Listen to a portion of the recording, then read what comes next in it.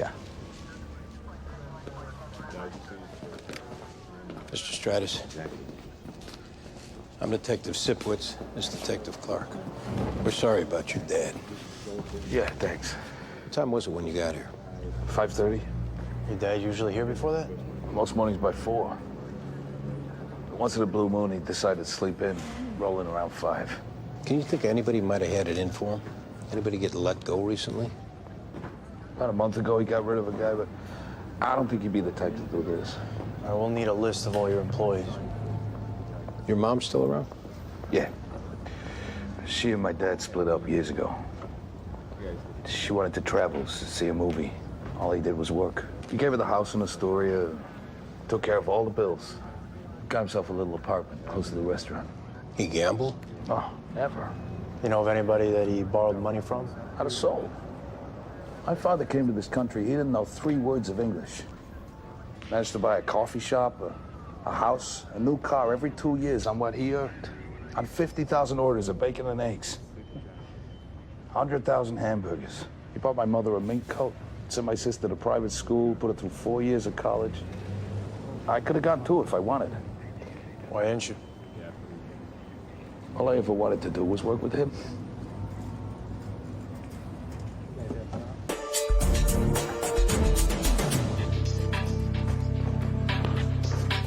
I'm looking for Detective Ortiz. She was here just a minute ago. Detective? Tía, ¿cómo estás? Hi. This is my Aunt Sylvia, John Irvin. Mucho gusto. Thank you. Nice to meet you. What's going on? Do you have a minute? Sure.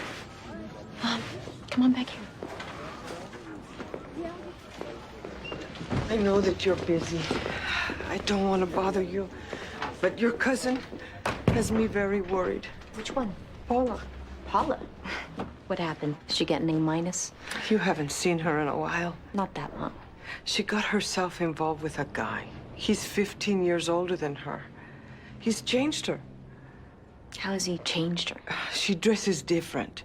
She talks to me different. She stays out late. She's 19. I smelled liquor on her breath the other night when she came home, and I found pills in her bag. I took 2 to see what they were. Well, these could be anything. How many did she have? 10 or 12. She's always been such a good girl.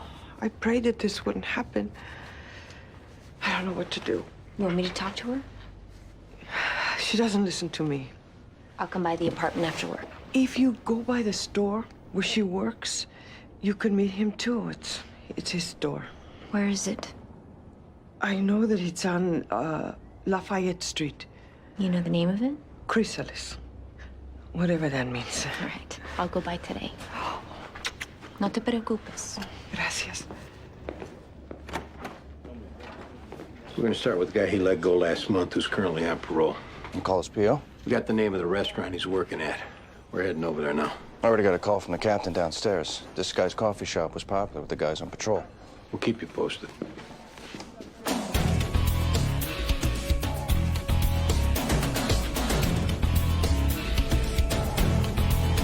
Wallet's missing, watch is missing, pockets turned inside out. Whatever cash you had on him's gone. Any ID in the vehicle? Registration in the name of Paul Westerville, address in Armonk. Anybody hear anything? Now, none of the attendants on duty heard anything. From what they say, this place is pretty deserted at night, which might be why the body wasn't found until this morning. Hey, I know the guy in this photo. Oh, yeah? Yeah. Brendan Quinn. The cop who got paralyzed in the shooting? Yeah, I was in the academy with him.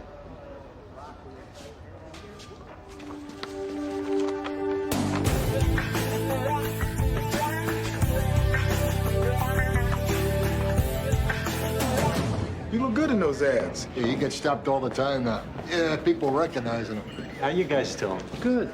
Same, you know. Hey, we appreciate you guys coming in. No problem. We'll let you guys get to it. Hey, see you later, Smitty. Greg Medavoy, this is Brendan Quinn. His dad, Charlie Quinn, also retired off the job. Nice to meet you. Let's go talk to him 124. So, did you get second grade yet? No, not yet. Nah, always keeping the black man down. Ain't that the truth? So what happened? Paul got held up? Yeah. He was shot and killed in a parking garage. It's unbelievable. What's your connection to him? He's a partner in the public relations firm, the PBA contract. When they decided to use me in the ads, we got to know him. How well? Pretty well. He's a nice guy. Yeah, actually, we got to be kind of friends. You know, me and Sheila had dinner with him a bunch of times, been out to his house. The last time you were with him was when?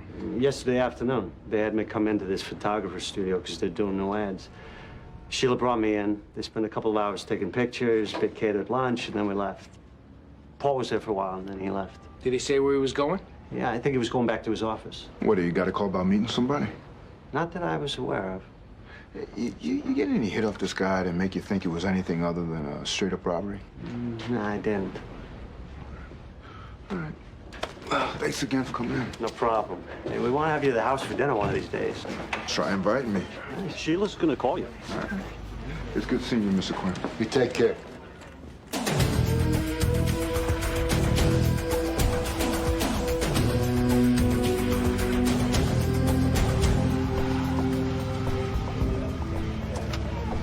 Andy, that's him.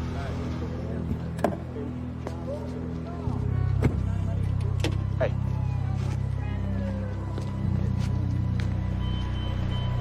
Oh. Hey! Come on, man! Don't run!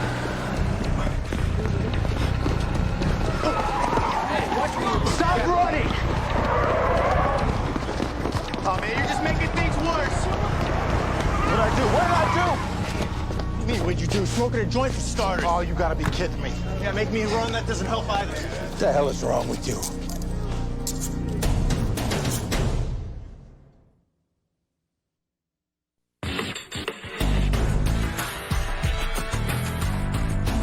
There's so much to do getting this stuff ready for storage. You have to pack up all his things? His personal things. Once his estate is probated, I'm expecting various characters to come out of the woodwork claiming to be his children. Why's that? The way he conducted himself. Are you aware of anyone who might have had a grudge against him? I'm sure there were plenty. Public relations can be a nasty business. Paul Westerville didn't have a lot of consideration for other people's feelings. You must have borne the brunt of that. When I first started working for him, and I got the treatment, I'd run out of the office crying. I'd vow I'd never work for anyone that abusive again.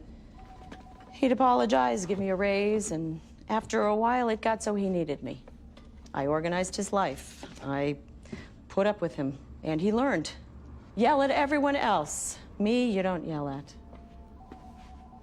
Well, are you aware of any current romantic relationships Mr. Westerville was involved in? There was very little in Mr. Westerville's life that I wasn't aware of. Anything come to mind that might have created problems for him? Sleeping with someone else's wife has been known to create problems. What are we talking about?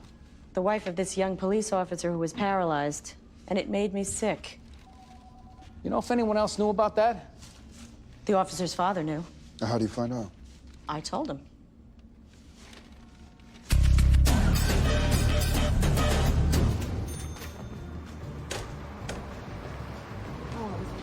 Hey, stranger. Hey. What are you doing here? I was in the neighborhood. I thought I'd say hello. My mother asked you to check up on me. What makes you think that? Don't lie to me, prima. Do you have any reason to ask me to check up on you? No. Now who's lying? What are you talking about? Find any pills missing from your bag lately? So that's where they went. Thought one of my friends beat me for them. When'd you start in with that stuff? It's not like they're hardcore narcotics. They're disco biscuits. People die from those things. Not to mention the fact that they're illegal. Listen, I got a guy. We go to a club. We have a good time. It's all good. No, it's not. Think back to when you were 19. We're not talking about me. What? Were you a saint back in the day? Who's the guy? You want to meet him? Sure. All right, you tell me he either delivers the tops with the jeans or the order's canceled. You got it? Guapo, no? All right, good. Give my love to Cheryl. Hey, what's doing? I want you to meet my cousin, Rita. Hi, cousin Rita. Bobby Friedman. How's it going? See anything you like? I just stopped in to see Paula. You live in the city? In Brooklyn. Oh, you're a beautiful girl. Hey. What, I can't say that? Yeah, you can. Maybe she wants to go out this one night this weekend. I don't think I can this weekend. Could be wild. Rita's a detective, Bobby. Well, detectives get to have fun sometimes. Maybe some other time. You bet. So I gotta run, babe. Oh, when are we leaving for Atlantic City? We gotta be there by 9 o'clock, so figure 6:30. I'll go home to get my clothes. I'll meet you at your apartment. All right, don't be late. Nice meeting you. Same.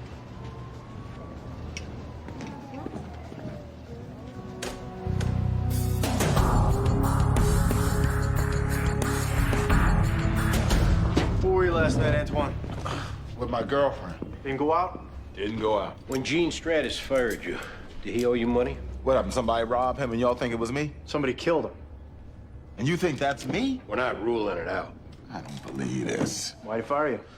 For kissing my girlfriend.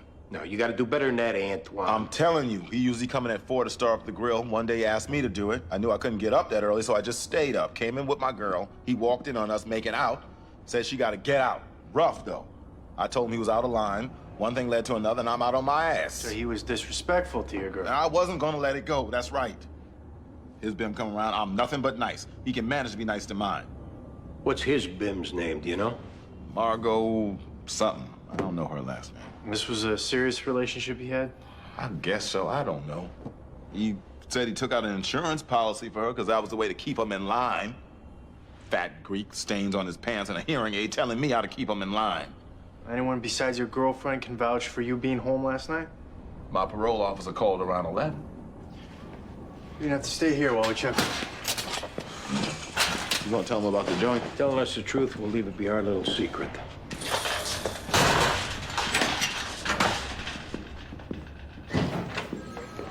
Hey, you wanna grab some lunch? I can't. I gotta do this. Hey, I ran a credit card check on your DOA. The only recent hit was from a video rental store. Oh, yeah? I'll leave it to you to figure out what a grown man was doing with Mulan and the Little Mermaid.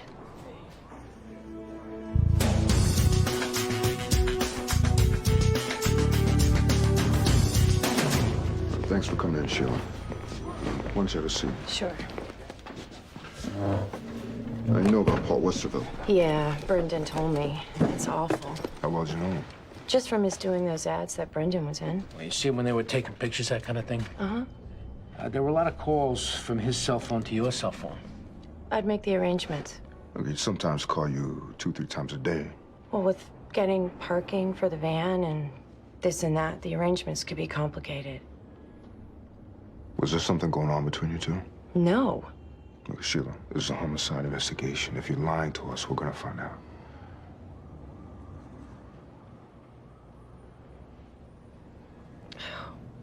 I prayed this day would never come. I prayed that I could just die with my secret. When did it start?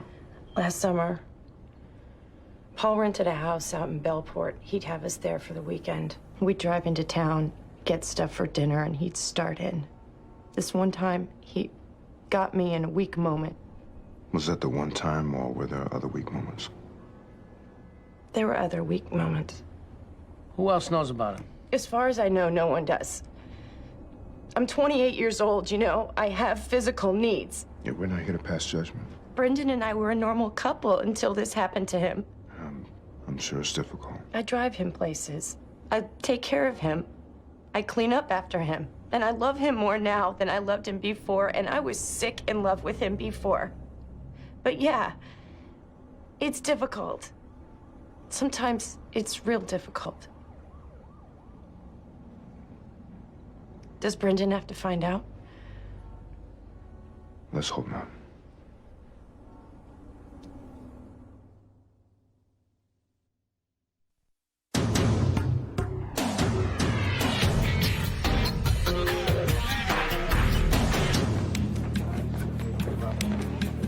Got a minute? Yeah. Josh, could you make Miss Wiley comfortable in interview 3? Sure, right this way. How's it looking? Well, apparently this guy gave out life insurance policies like they were party favors. Got the name of the broker from the Sun. In addition to the policies naming the ex-wives and kids as beneficiaries, every time he started seeing someone, he'd just take out another policy naming her. And the one you just brought in? She's a real slugger. She got priors for assault and assault with a deadly weapon. Yeah, she's also got a young kid, and this guy rented 2 kids' movies on the day he was killed. Sounds like a definite candidate. We'll let you know. Thanks, Josh. So what kind of an insurance scam? Oh, we're not sure. We're just trying to find out as much as we can about policies written by this particular broker. Well, Jean took care of all of that. I don't know anything about it. It's a little unusual to be named beneficiary by a boyfriend, isn't it? Jean isn't your usual boyfriend. He knew I had concerns for myself, for my daughter. He did what he could to put my mind at ease.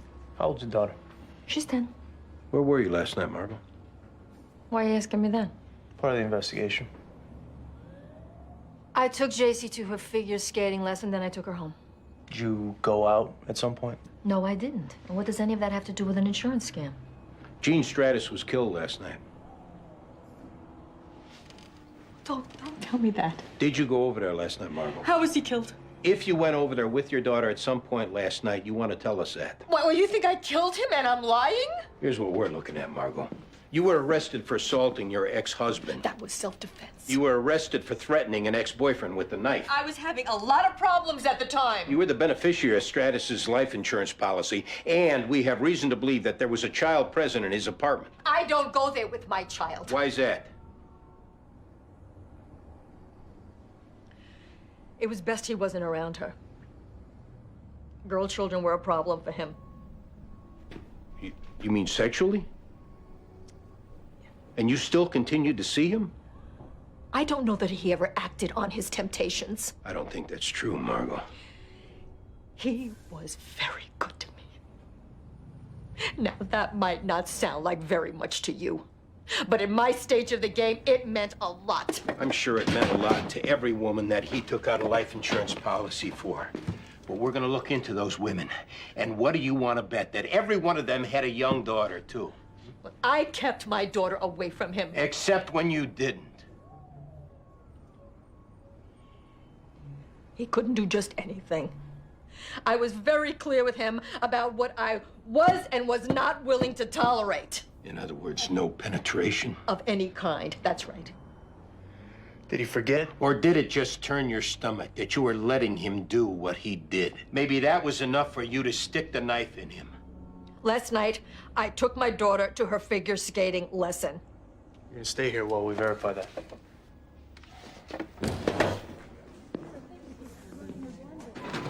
Anything come in on pattern robberies in the area of your crime scene? Actually, we're not so sure it was a robbery. Well, we need to do some more canvassing, and we need to go through security tapes from the parking garages in the area. If you're thinking it's not a robbery, you'll let me know what you're thinking it is. Here, we'll tell you what we have.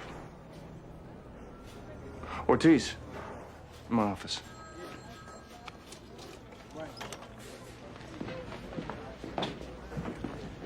Sorry.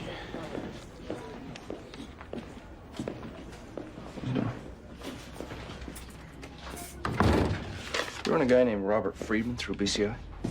Yeah, On what case? there was no case, boss. He's going out with my cousin. I met the guy. Something about him struck me as wrong. You know better than that. Is there a problem with him? Flag popped up when you ran him. The Joint Narcotics Task Force has him as a target. My instincts about him are right, at least. Now, give me some case number I can go back to them with, and don't let this happen again. Thanks, boss.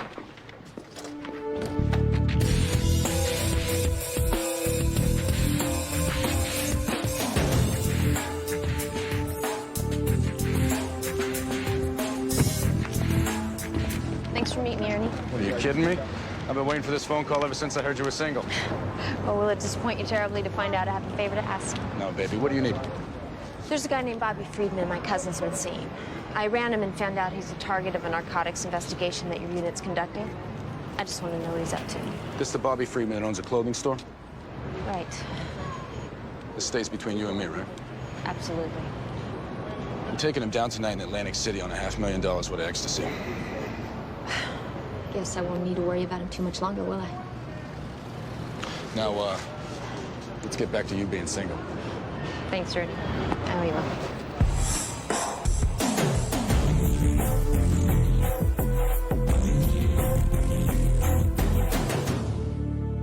When's the the last time you saw your father? Last summer? Not since then? Right. Any reason you didn't see him over the holidays? It just didn't work out that way. Where were you last night, Melanie? I was home. Anyone with you? My daughter, she's had a fever, and I stayed home to take care of her. Melanie, we have to ask you this question, and we apologize if it's uncomfortable for you, but were you ever sexually molested by your father? I don't think I'm obligated to discuss that if I don't want to. You know, the problem is, this is a homicide investigation. I don't care. Melanie, it's our job to find out any pertinent information. But what you asked about is my business, and it doesn't concern anyone but me. So if I don't care to discuss it, then I don't have to discuss it. We don't know if your father's sexual history was related to him being killed. That's right. You don't. One way or another, we are going to find out what that history was. In other words, you're going to drag me into it whether I like it or not? If his sexual history involves you, yeah. We don't have a choice. The first time I remember him molesting me, I was 9 years old. About a year later, he did it again. Then again when I was 11. On Easter Sunday. In my yellow Easter dress. With my new Mary Janes under the chair in my room. The following fall, I was sent away to boarding school. Did you tell anyone? I told my mother, I told my brother. What did they do? The first couple times my mother said I imagined it. My brother said it was just roughhousing and I took it the wrong way.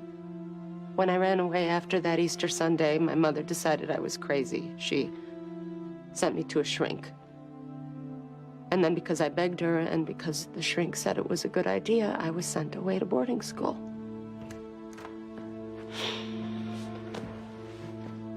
Hey.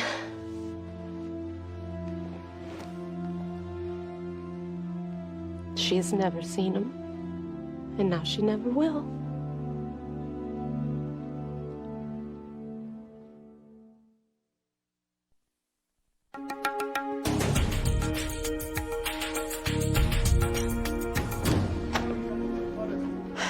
I got a problem. What? My cousin's dating a bad guy. He's gonna get taken down tonight in a federal narcotics bust, and she's planning on being with him. What are you gonna do? This idiot's gotta use an ecstasy. If we could have somebody snatch her up and put her into the system overnight, at least she wouldn't be there with him. I'll do it. You sure? Where's she gonna be? She lives with my aunt over on Columbia Street. I know she'll be going there between 4:30 and 5, and she'll be holding enough for misdemeanor. I'll need a description, an address, and a photo. I got one in my bag. Thanks, Laura.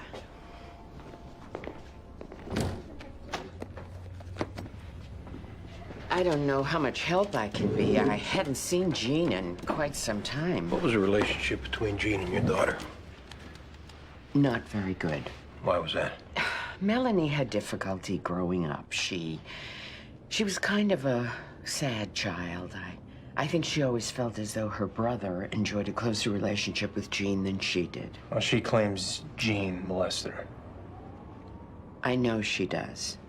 I think it gives her something to blame her difficulties on. You don't hold out any chance it's true? No, I don't. Jean may not have been the most attentive of husbands, but as a father, those kids were lucky to have him.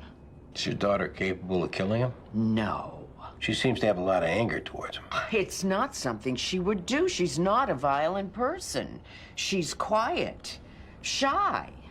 Just getting through her day-to-day life is hard enough for her. She doesn't think in terms of killing anyone. Well, how is her day-to-day life hard? She worries about everything, from hurricanes to nuclear bombs on the subway. One day I called her and she told me the ice was melting on the North Pole and the weather was going to change. I didn't understand what she was talking about.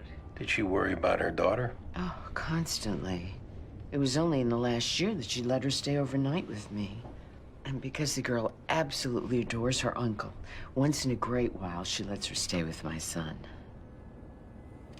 You know the last time that happened? I think he had her yesterday.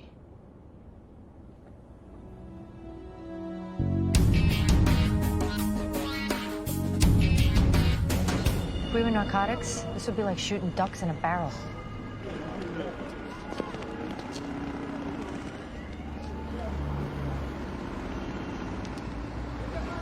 That's her.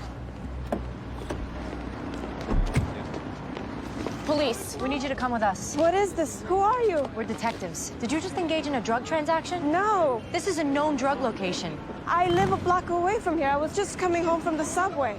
You have any drugs in this bag? No.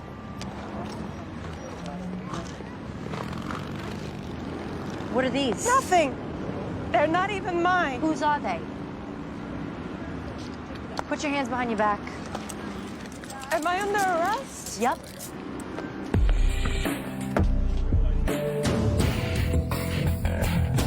I hope you understand, Mr. Quinn. There's some questions we have to ask you as part of the investigation. I was a cop for 35 years. You don't have to explain yourself. Thanks. Fire when ready. What was your relationship with Paul Westerville?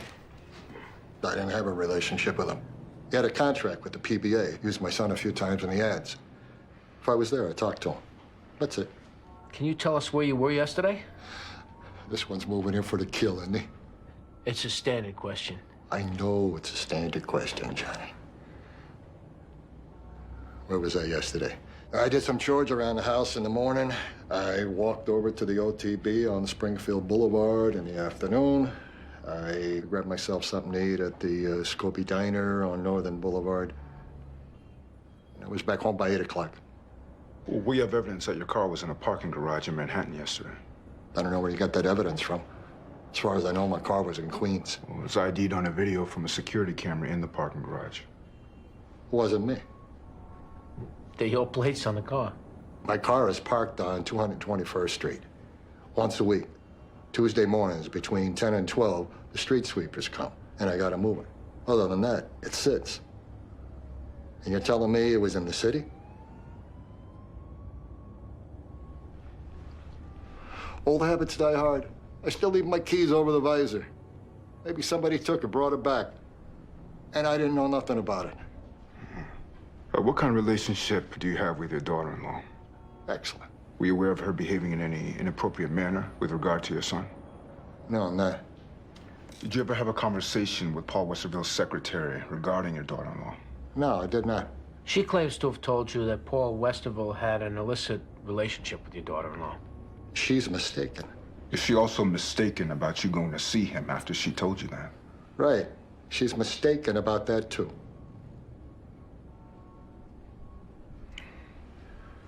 Mr. Quinn, there's a sign-in log in Westerville's office building. There's security camera tapes. You're not going to find my name in any sign-in books. You're not going to ID me from any security camera tapes. You want to check my guns? I'll sign a consent form. You can test fire every one of them. Knowing what you know, we could understand you being angry. We could understand you going to see him. We could understand that there might have been a struggle. Save yourself the exercise, kid. I didn't go see him. There was no struggle. I didn't kill him. Nah, you want me to wait around here while you figure out what you're going to do? Yeah. No problem.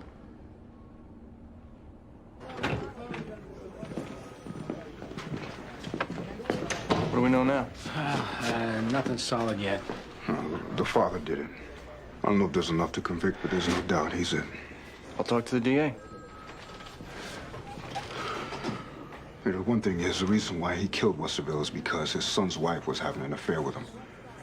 Now, we make an arrest, his son's gonna know about that affair. I don't know if there's anything we can do about that. I understand.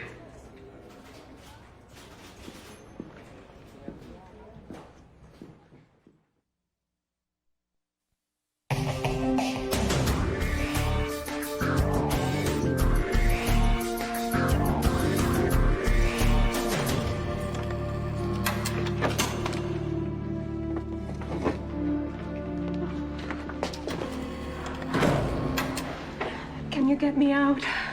I can't get you out right away. Fortunately, the amount you were busted with was small enough so they'll release you in the morning on your own recognizance. I have to stay here overnight? Yeah, you do. That's what happens. You get caught with illegal drugs. I've never been in jail before. Think about what it would feel like to stay in for a few years. Why did they even stop me, though? The question you should be asking is, why did you have the drugs? You were going past a known drug location. They did what narcotics cops do. I talked to them outside. They'll keep you in a segregated cell. No one's gonna bother you. Does my mother have to find out? Yeah. Would you tell her I'm sorry?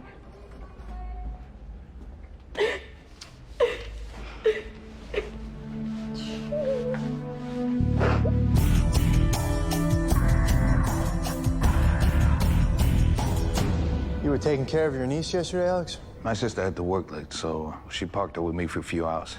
What'd you do with her? Walked. Window shopped. And then I took her back to my apartment. Did you take her to your father's apartment? No. Why not? He's always tired after work. He had rented Mulan and The Little Mermaid. Why would he have done that? I have no idea. Maybe the video store ran someone else's rentals through in his cart. Who knows? You loved your father, didn't you, Alex? Yeah. Did you think it was right that he didn't get to see his granddaughter? That was between him and my sister. But you felt bad about it, though, right? Yeah, I felt bad. He worked hard all his life. He provided for his family. And now all he wants is to spend a little time with his granddaughter, and you're going to deny that to him? I told you, that was between him and my sister. Yeah, except he didn't talk to your sister, he talked to you. And the kid was with you. You were in a position that you could do something nice for your dad, and at the same time show your sister that he wasn't the monster she made him out to be. And you're a good son, Alex. You did what a good son does. No, I didn't do anything. We'll talk to your niece if we have to, Alex. We'll get her in the room and we'll ask her where she was yesterday. Where she was and what happened to her.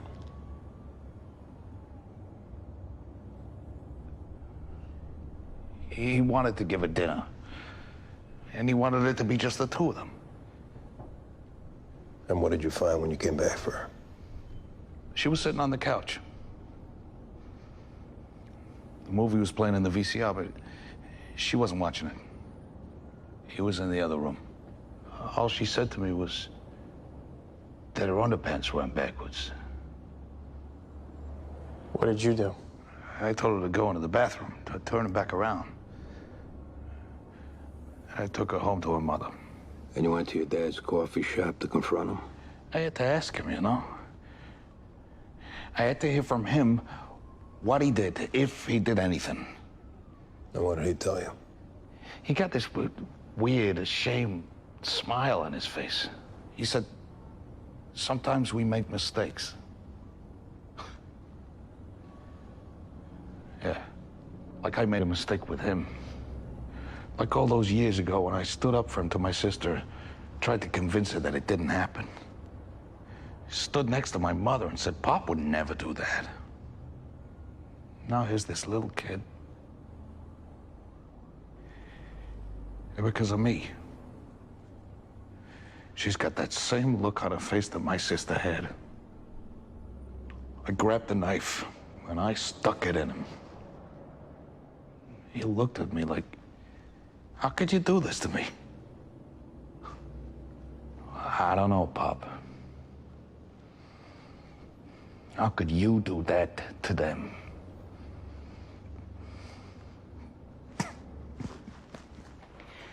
Now, how do we know the wife was having an affair? She admitted it. And we can put the father-in-law at the vicinity of the crime scene, but not at the crime scene itself? And you can try.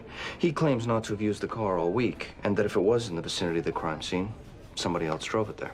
He knew about the affair. Westerville's secretary claims to have told him. Sounds like she hated Westerville. Not exactly an impartial witness. Ballistics will be useless. Whatever gun he used, you can be sure you'll never find it. Well, you should proceed with the investigation, but with what you have now, I don't think my boss is going to want to go to bat with it. Do you need to run it by him? Ask a grand jury to indict a retired cop who's looking out for his son, a hero cop confined to a wheelchair whose wife's cheating on him, and who has a trunk full of alibis? Don't think so. Let's see what more we come up with. Well, let me know when you come up with it.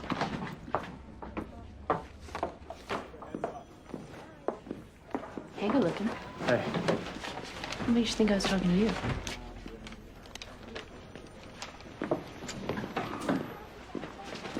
Go for it.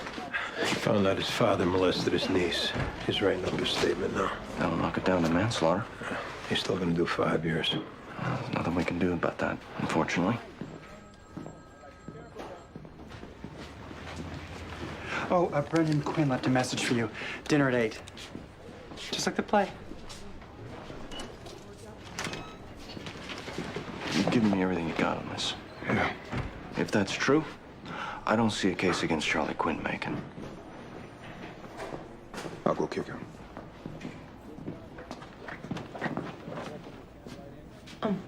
I'd like to know what's going on with my brother. Why don't you coming back here, Melanie?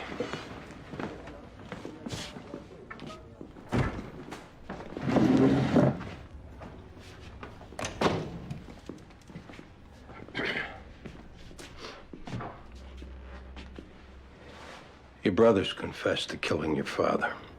There may be a trial, there may be a plea. The likelihood is that he's going to spend some time in prison. Why did he kill him? When he took care of your daughter yesterday, he let your father watch her. No.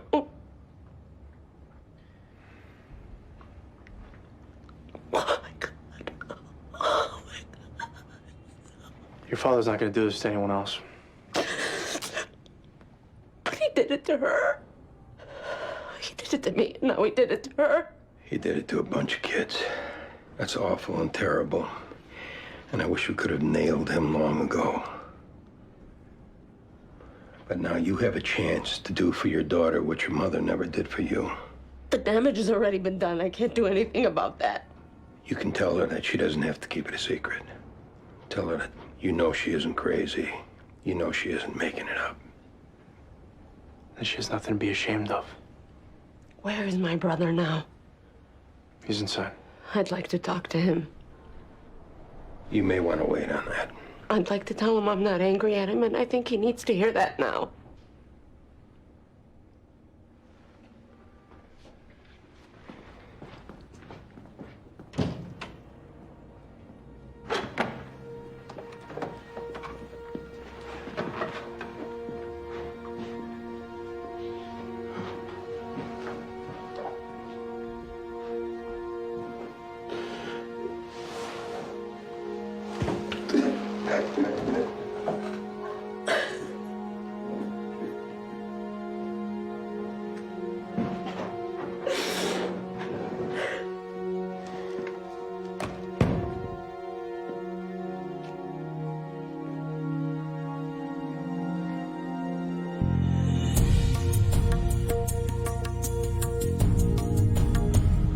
Sheila, the lasagna's fantastic. Thank you. We're planning a trip to Italy. Speaking of lasagna. Brendan's never been there. No, I've never been there either. Well, first you gotta get somebody to go with. Yeah, that's true. Hey, honey, can I have a minute with Baldwin? Sure. You know, she figured out all the logistics. What hotels are best for accommodating a chair, everything.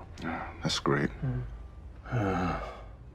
Not the easiest thing in the world, being married to me. She seems to be doing okay.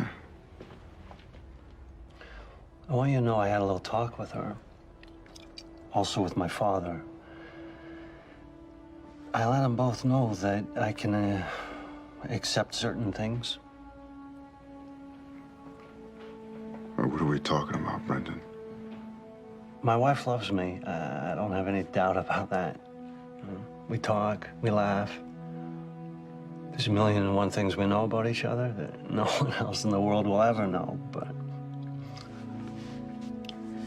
I also know there's things she needs that she can't get from me. Things that maybe she can only get from another person. I told my father, if it's a choice between that and losing her, I can accept it. And your father understands this? Yeah.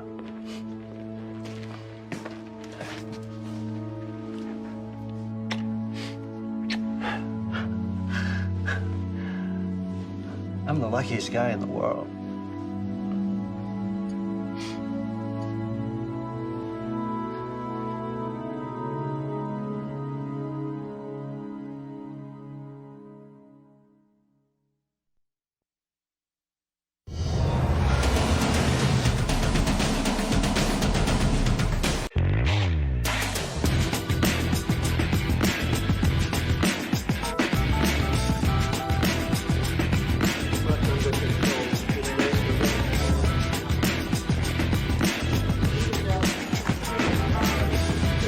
We got, looks like a pretty basic device. Enough to take out the car, but not much more than that. What are the chances of recovering anything we can trace? Not good. How much expertise you figure was required? Anyone with ordnance training in the military could have done it. There's also a dozen books available on the internet, take you through it step by step. Any ID? Yeah, his name is Brett Keenan. That's his daughter over there. Where was she when it happened? Pulling into the garage. She heard it.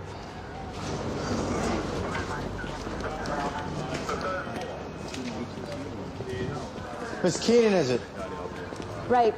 Very sorry about your dad. It's not a great way to start your day, is it? You work here? Right? You know how long the car had been here? Since last week. He was traveling on business, got back last night, and went straight to his apartment from the airport. He had a meeting this morning in New Jersey, which is where he was on his way to. Are you aware of any disputes you might have been having with anyone? There's always disputes. It's the nature of the business. What we're interested in is anything that might have led to violence. This wasn't a business person that did this. This was an aberrant, sick individual who held my father responsible for something. Any guess who that might be? None. We'd like to get a list of past and present employees if we could. Okay. What was your father's personal life like? He divorced my mother forever ago. He had a rotation of willing B-school graduates to service him in return for being able to say they did. That's as much of a personal life as he had. Whoever killed your father was knowledgeable in explosives. That suggests anyone in particular? If it did, I would have told you already. Now, I have a conference in Frankfurt to prepare for and a funeral to plan. Is there anything else? If we could get that list. It's upstairs in my office. Wow.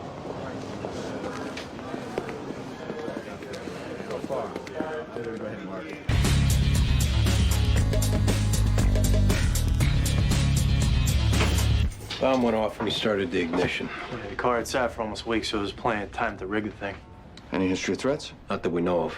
We got a list of past and present employees from his daughter. Yeah, who, by the way, is one of the coldest human beings I've ever met. Oh, yeah? Unbelievable. Because it's a bomb, the feds are interested in being a possible terrorist link. As is my boss. So far, we haven't got anything that points in that direction. If you need a search warrant, court order, anything, will you let me know? Absolutely. Chief of Detectives has already called twice. Whatever you know, as soon as you know it, bring it to me. You got it. Hey, we should divide up the names, call and have them come in. All right. We'll start with the former employees. When we're done interviewing them, we'll move on to the present ones, right? Good. You'll call me if you're taking a statement. I may call you even if we're not. You free for dinner? Tonight? Yeah, tonight. Just so happens I am. Got a report of a homicide in an alley. Who's up? That'd be Esley. Corner East Broadway and Pike.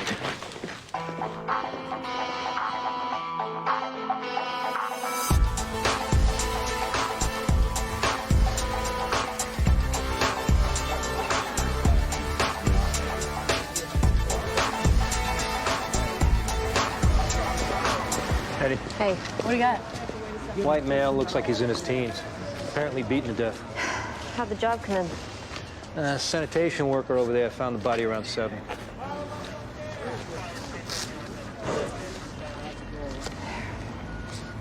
ID from the Coventry School. Garrett Tinsley, date of birth, June 11th, 1987. Makes him 17. Credit cards. Looks like about $200 in cash. Still has his watch. Let's go talk to the garbage man.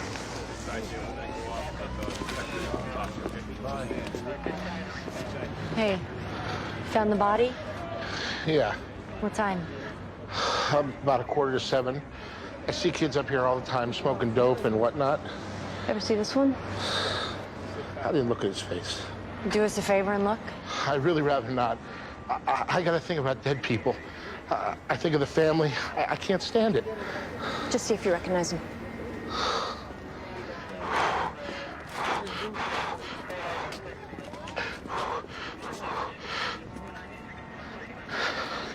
Yeah, I know him. He was a real asshole.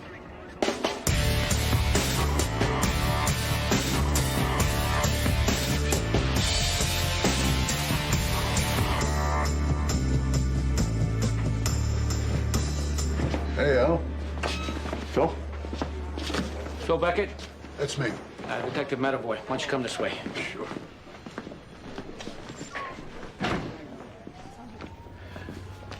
This is Phil Beckett, Detective Jones. Thanks for coming in. This is about Brett Keenan. Why do you say that? I ran into him on Madison Avenue not 2 weeks ago. He swore we'd get together. I called his office this morning to set a date, and they told me what happened. What were the circumstances of you leaving the company? Well, the circumstances were that it was time. I mean, Brett offered me crazy money to stay, but if he taught me anything, he taught me that you have to be willing to take risks. I wanted to build my own business. I had to leave the nest to do that. So you parted on good terms. I love this guy.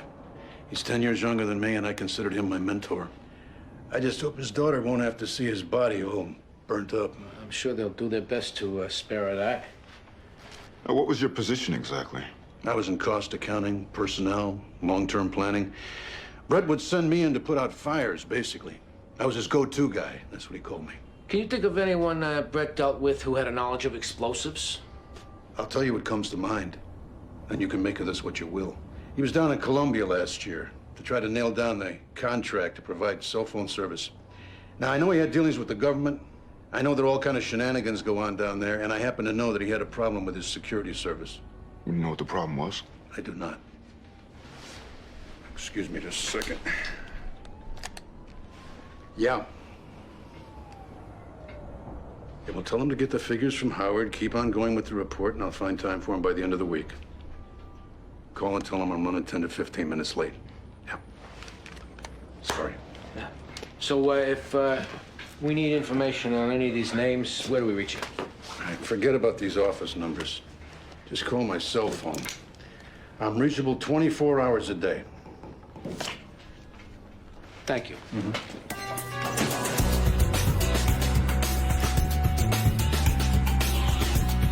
What can you tell us about the kids you hung out with?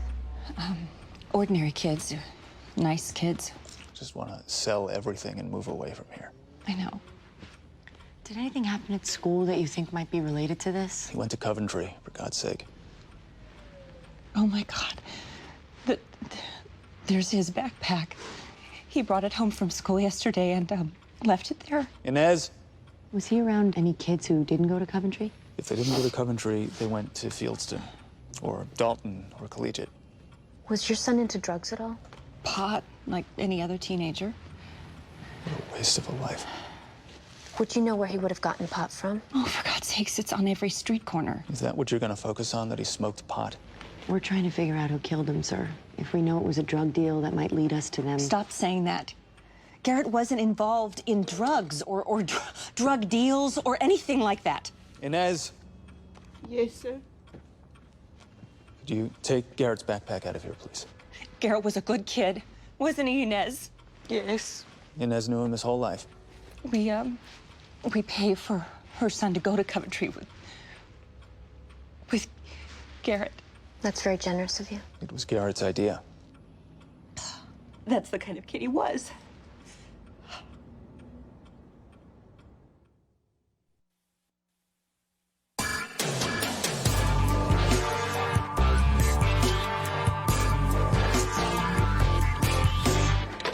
The outfit providing security for Keenan when he was in Colombia was Clausen and Associates. Now, they said the problem was with a bodyguard named Avi Mosier. What kind of problem was it? All they would say was that they let Mosier go and he's currently working for another security firm. I'm calling over there now.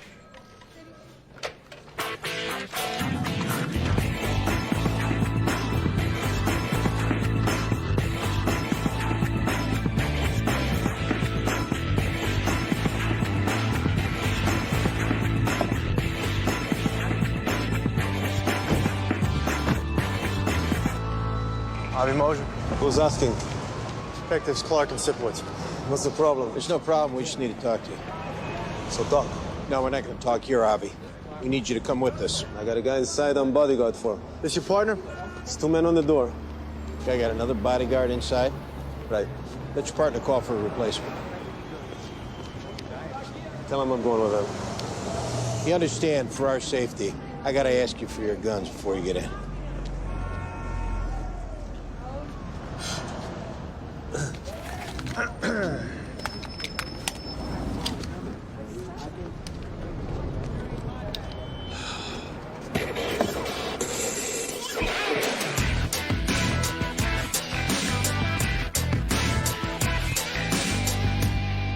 There's a lot of sadness here today.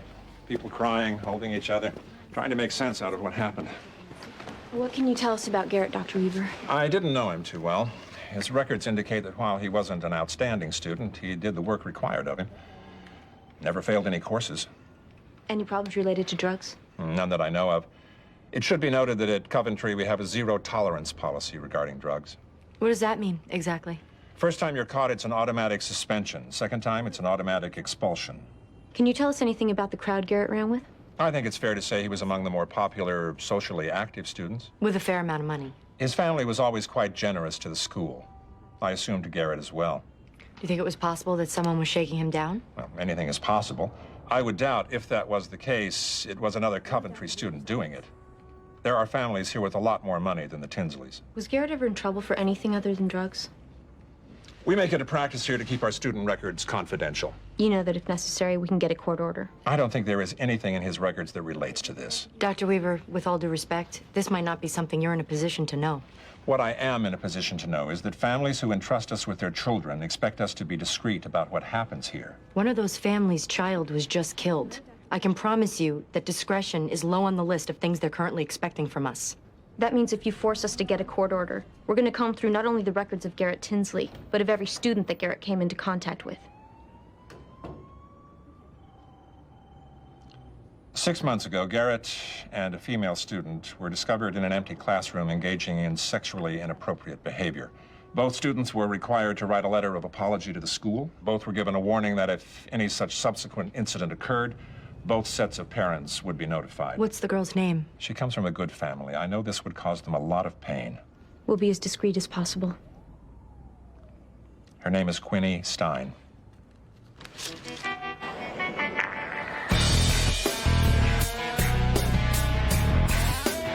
What happened, Avi?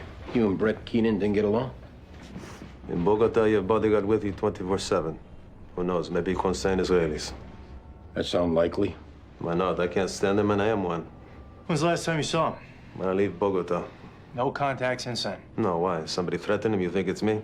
You were trained in the use of explosives when you were in the Israeli army, is that right? Right. So if you wanted to make a car explode when the driver turned on the ignition, you know how to do that. Hey, guys. I make good living. I have a beautiful American girlfriend and a condo in Fort Lee. Why I want to blow up cars for? Brett Keenan's dead, Avi. Somebody blew up his car. You think I do this? We know he got you fired. Big deal. I get another job, 1, 2, 3. You want to tell us the truth of why it was you got fired? I sleep with his daughter. He found out? We're together all the time down there. How can he not find out? She talked to him, I talked to him. He don't want to listen to nothing. He called the office, say goodbye to Avi. When's the last time you saw his daughter? What difference does this make? Avi, we're going to ask you to just answer the questions for right now. Not worry about the significance of them, I see her now and then. We keep it quiet. All right, we're gonna need for you to stay here for a while. You're gonna tell my boss I'm a suspect, huh? Not yet. You do, I lose this job too. Are my parents coming down here? No, Quinny. At 17, you're old enough we can talk to you yourself. As soon as we're done, we'll drive you back over to school. Doesn't matter. When you showed up, I was ready to ditch school. I'm like so emotional about this, I don't even know if I can talk about it without breaking down. You break down, you break down. Okay. You and Garrett were going out? Not really. Just friends? Yeah. When's the last time you saw him? Yesterday at school. Did you talk to him after school? No. What'd you do after school? What did I do? I hung out at the park, went home, did homework, went to sleep. Any idea who Garrett went to meet last night? No. Did you used to get high with Garrett? I don't get high. Garrett did, though, right? I guess. Just pot, though. You know where he got it from? No idea. No idea about that. You don't get high, and you and Garrett were just friends. You think I'm lying? We know that you and Garrett were caught having sex in an empty classroom, Quinny. First of all, it was only oral. Second of all, so what? You think that means we were going out? Here's the thing, Quinny. This is a homicide investigation. That means there are no secrets anymore. We're gonna look into Garrett's life and the life of everyone he knows. What does that mean?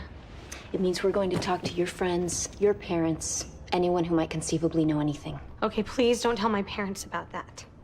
Please. And don't hold anything back. I'm like sick with grief and you're treating me like a suspect. Where did Garrett score his pot? From Serge. You'll tell us how to find Serge? Is there any chance he won't broadcast it all over the world that I did? Yes, Quinny. If at all possible, I would really like not to be known as a narc.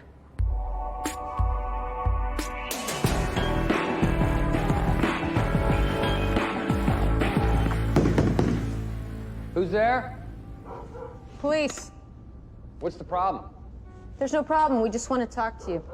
What do you want to talk to me about? We'll explain that inside. We don't conduct business in hallways. I'm really kind of busy right now. This won't take long. You know, I'm really not comfortable having you guys just barge in on me like this. If you're telling us we have to get a search warrant, we'll do that. Then when we come back, we'll want to know why it was you were so reluctant to open the door.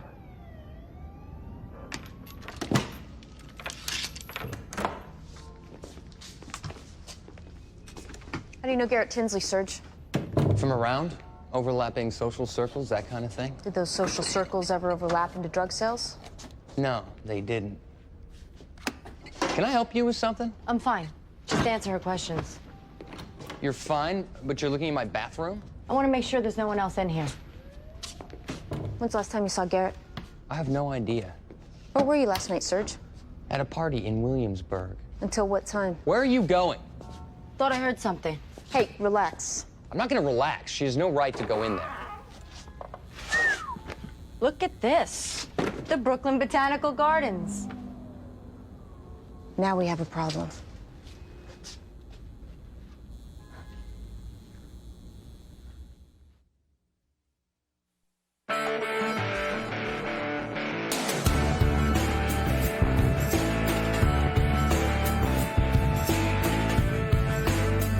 Can you tell me exactly what it is that couldn't be discussed on the phone? Why don't you come down here, Miss Keenan? When's the last time you saw Avi Mosier? What does that have to do with anything? Maybe just let us ask the questions for right now. I don't know when the last time I saw him was. Since you've been back from Colombia? Yeah. Did your father know you were seeing him? I'm 27 years old. I don't clear it with my father, who I'm seeing. How did he find out you were seeing him in Colombia? He sensed it, he asked me about it, and I told him.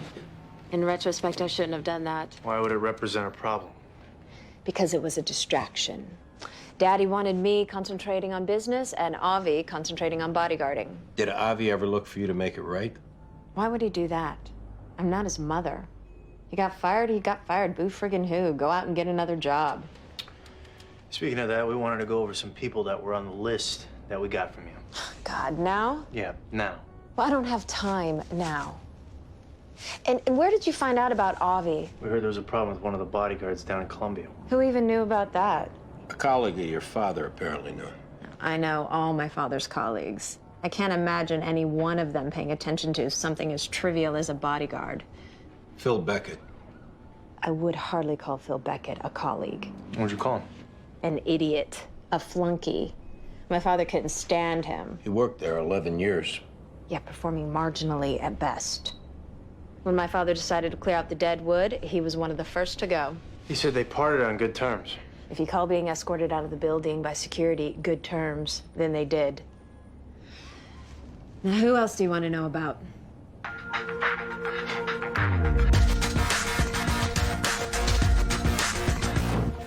Can I, offer you, something? No, thanks. What we'd really like to do, if we could, is take a look around your garage. Yeah, your husband told us he has some company records from when he was working with Brett Keenan. Well, I don't think there's anything like that in the garage. Would you mind terribly if we took a look? No, not at all. Oh, please.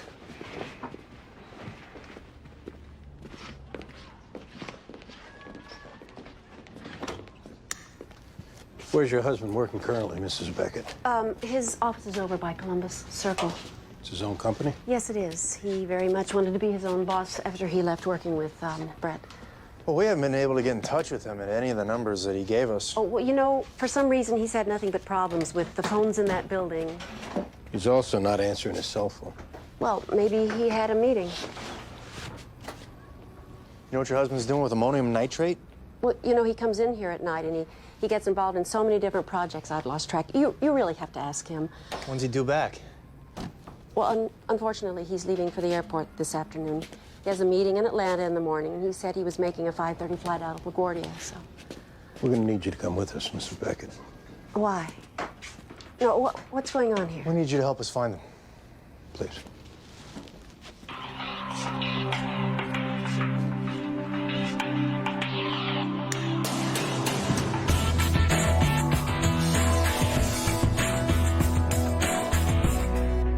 Everything I was growing was for medical purposes. What are you sick with?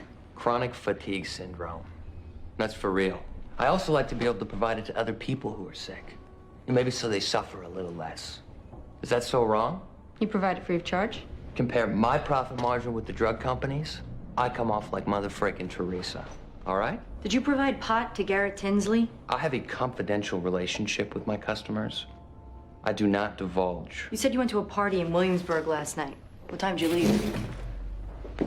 I don't know, 10:30, 11. Where'd you go? I came back to the city. Where'd you go in the city? I went to Veselka, had a bowl of split pea soup, and I left Veselka. Stopped off at the Gem Spa. Bought a copy of Spin, The Nation, The Rob Report. Then I went home. Did you stay at home? Yes, I did. Is there anyone who can vouch for you staying home? I talked to some people on the phone, talked to some people online. What is this, the Inquisition? Garrett Tinsley was killed last night. Well, guys, I grow pot, all right? I don't do violence. Even when people don't pay me, I just let it go, you know? The thing is, since he was killed and you've been busted, you're in a position to help yourself. What are we talking about? You give us information that helps us find out who killed Garrett. We'll talk to the DA about going easy on you. Going easy. As in I walk. You're not in a position to negotiate here. There was enough weight in that farm you had going for you to spend your next 10 birthdays locked up. On the other hand, if you cooperate, we may be inclined to persuade the DA that there were some problems with the legality of the search. Up to you. All right. I fronted Garrett about 5 pounds a month. He'd break it up into quarter ounces and sell it. You have any partners? This kid Javier, who's his maid's son. I know he worked for him. Garrett kept what he needed on any given day in Javier's locker, because he was paranoid about getting busted. I hope that's gonna do it, guys. That's all I got. We'll let you know.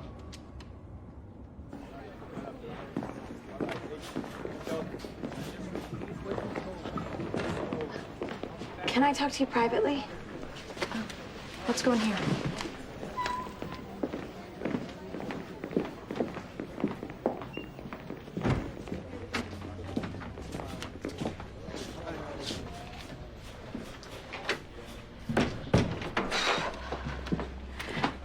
You said that if there were any secrets, you'd find them out. Is there one you held back on?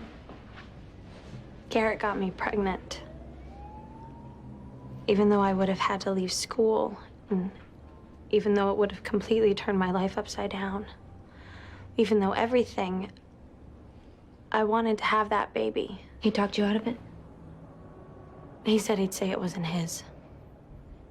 He said if I had it, he'd have nothing to do with me.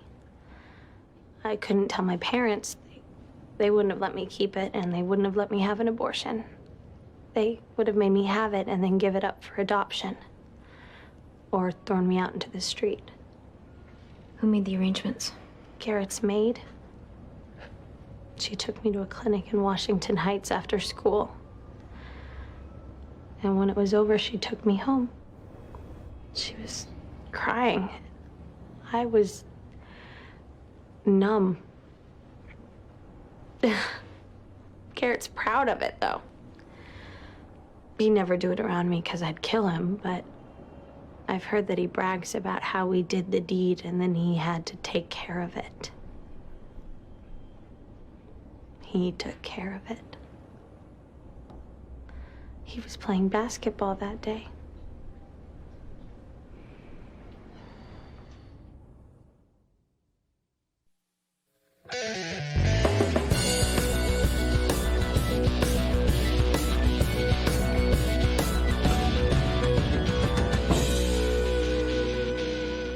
Mrs. Tinsley will be home in about 1 hour. We'd actually like to talk to you, Ines. Your son wasn't in school today. Yeah, he wasn't feeling good. I told him he could stay home. But he's not at home. Maybe he go out for a little while. Where would he have gone? How come you want to know? We need to talk to him about Garrett. He don't know anything. Was he friends with him? They knew each other. I don't think friends. Did Garrett ever get him into trouble? No. Why was your son suspended? Just fooling around, doing what kids do. It was drugs. He got busted with drugs. He made a mistake, and he was sorry. He promised me it never happened again. Did he know you got that girl an abortion? If Garrett tell him, then he knows. Was it Garrett who asked you to do it? He came to me crying like he did when he was a baby. He said he couldn't tell his parents, and the girl couldn't tell her parents. So the only one that could help them was me. God forgive me. I knew it was wrong. But I took care of him all of his life. So I said I would do it. Where's your son now, Ines? I don't know. Ines, mejor que digas la verdad ahora. Yo no sé. Then we have to consider him a fugitive. That means putting his description out over the radio and police all over the city looking for him. ¿Dónde podemos encontrarlo? I'll find him.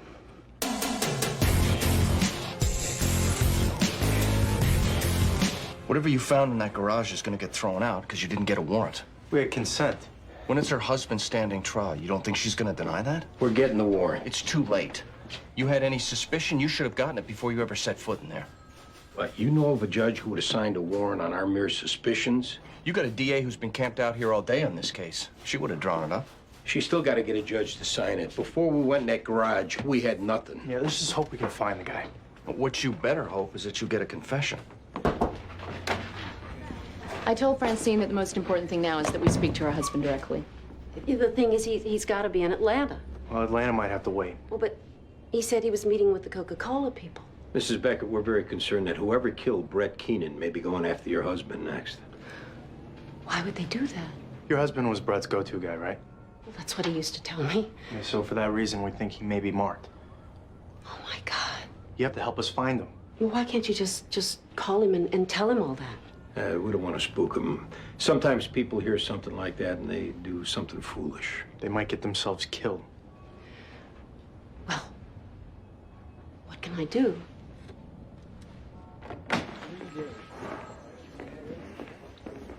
Let me know when you have him in custody. Yes, boss.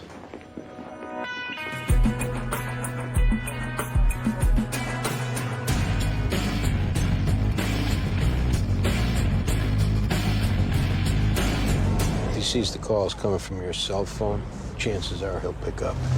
What you have to do then is keep him on the phone long enough for us to get a location on him. But what do I say? Just say what you normally say.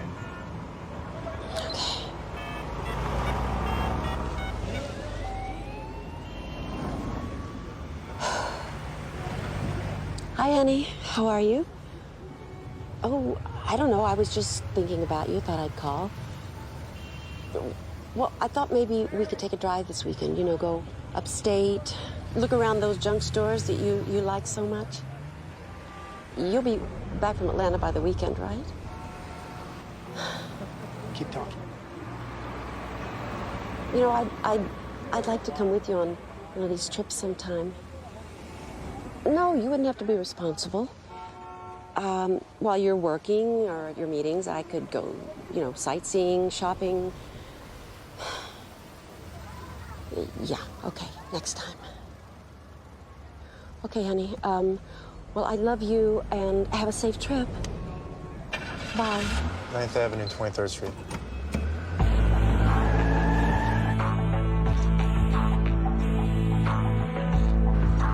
He should be right here. You see him anywhere? No. You got him on the move? No, according to the technician, he's standing still. He's standing still and he's right here. Where is he? Oh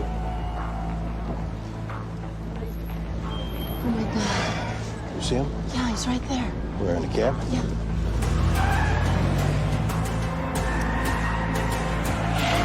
Hey, get out of the cab. Let's go. Turn off the engine. What's going on? Let's go. Come on, get out of the cab. Going for a ride. Put your hands in the car. What did you tell them? They said you were in danger. Don't go involving other people in my affairs, Francine. I'm sorry. Why are you driving a cab? All right, come on. Come on, I'll see you at the house. Yeah. Come on, put your head down.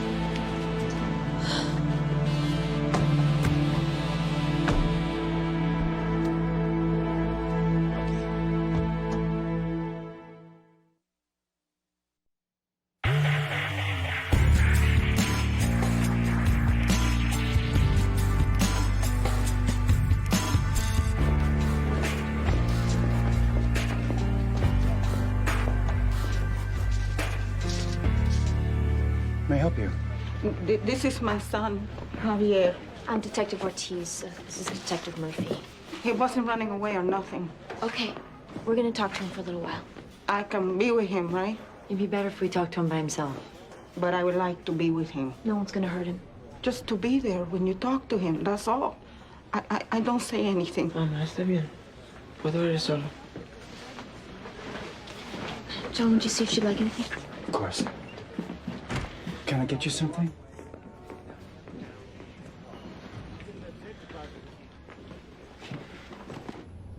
Where were you last night, Javier? Home. Didn't go out? I went out to get something to eat, and after that I was home. Your mom with you? She was at work. How come you got suspended from school? I got caught with some weed. Whose was it? Mom? You weren't holding for anybody? Hell no. You were holding for Garrett, Javier. We know this. Now what happened? You didn't want to hold for him anymore? Why do you think I was holding it for him? If I hold it for my own self. We think you were holding it for him because he asked you to. I ain't no retard. I ain't gonna do something stupid just because somebody asked me to. We don't think that. We think you wanted to get a good education and make your mother proud of you. The first time you got caught, it meant you got suspended. If you got caught again, you would have gotten kicked out. But Garrett figured he had the right to ask since his parents were paying for you to go there. You guys got it all twisted up, man. What did he say when you told him you didn't want to hold for him anymore? Nothing. I don't think it was nothing. It was nothing. I don't think spreading it around that your mom arranged that girl's abortion was nothing.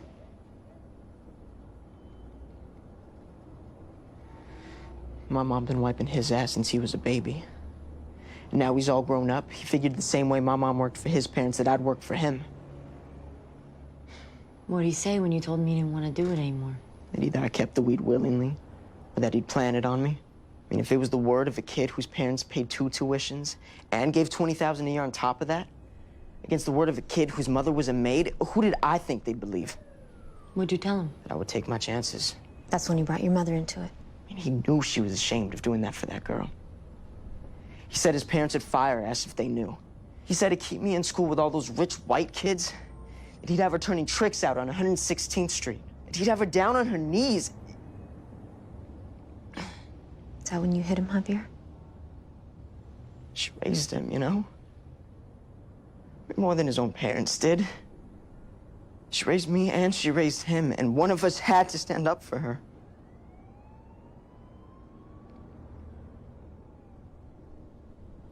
Yeah. I hit him. I beat his head into the ground.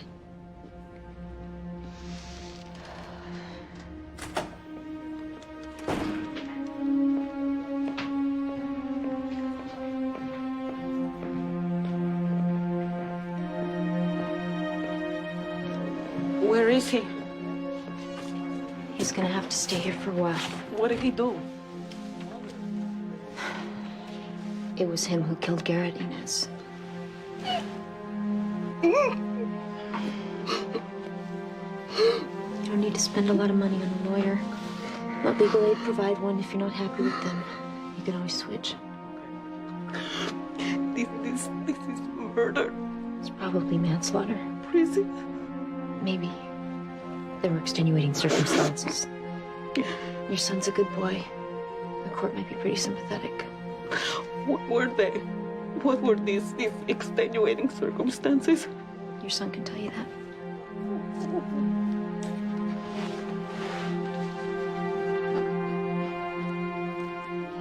You're starting your own company, Phil. Why were you driving a cab? You're driving a taxi cab. Where does that put you? Out on the street. Lets you pick up on trends. Lets you talk to a broad cross-section of people. Brett Keenan fired you. Where'd you hear that? He fired you. He had you escorted out of the building. I don't know where you're getting your information from, but... That's enough, Phil. You kept it going as long as you could, but it's over now. I want to know who told you that I was fired. We talked to his daughter. Oh. There's an unimpeachable source for you. We confirmed it with security personnel. Someone who woke up on third base thought she'd hit a triple. You don't have a company. You don't have an office. I proved the naysayers wrong before. I'll prove them wrong again. Phil, we've been in your garage. We know you made the bomb. I don't know that you had the right to go into my garage. Your wife let us in. We've now got a search warrant.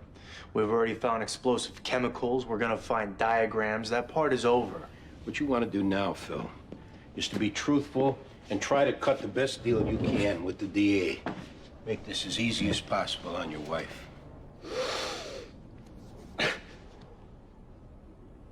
She thinks I'm terrific, you know that? She thinks whatever I set my mind to, I can do. She's a good wife. Sends me off to work with a hearty breakfast under my belt and a Wall Street Journal under my arm. She never knew what was waiting for me when I got to the office. She never knew the way that he made me feel. Like I was stupid, incompetent. When did you decide to do something about it? I worked for him 11 years. I accepted that this is the way he was. Deliver excellence on demand, first time, every time. No pats on the back, no margin for error. He decides to make changes and I don't fit in. That's okay. What wasn't okay? I needed an extension on my health insurance. Francine had something. Women's problems. I went to him with it. He was barely listening. I followed him out to the elevators. I told him that she needed a special kind of therapy, and if that didn't work, an operation. And he said, sorry, Kimosabe, no can do. So you made the bomb? Yeah, I guess I wasn't too stupid to do that, was I, Brett? I delivered some real excellence on demand that time. You'll want to put all that about your wife in the statement. I only hope when he turned the key, there was enough time for him to realize who killed him.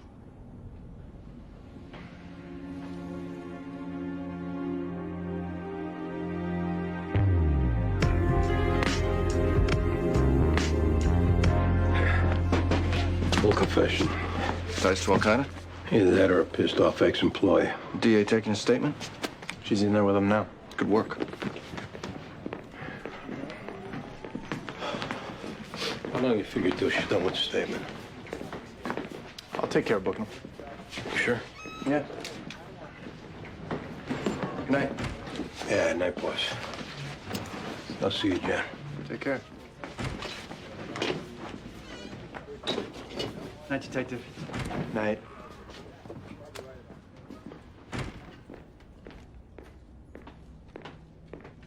Sad story. Should we take a rain check on dinner? You had to run him over to central booking? Yeah. I had to run home and feed the cat. We'll do it another time. Or we could get takeout.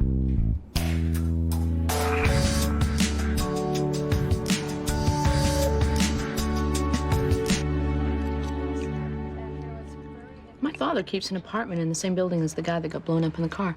Oh, yeah? Yeah. Corner of 71st and Park. Wait a minute, he keeps an apartment? Well, most of the time he's either in Oldwick or down in Florida. Not bad. In my family, it's good that everybody doesn't have to be in the same place. You have a place of your own, though, right? Yes, I do. Pretty good with those things. What's this?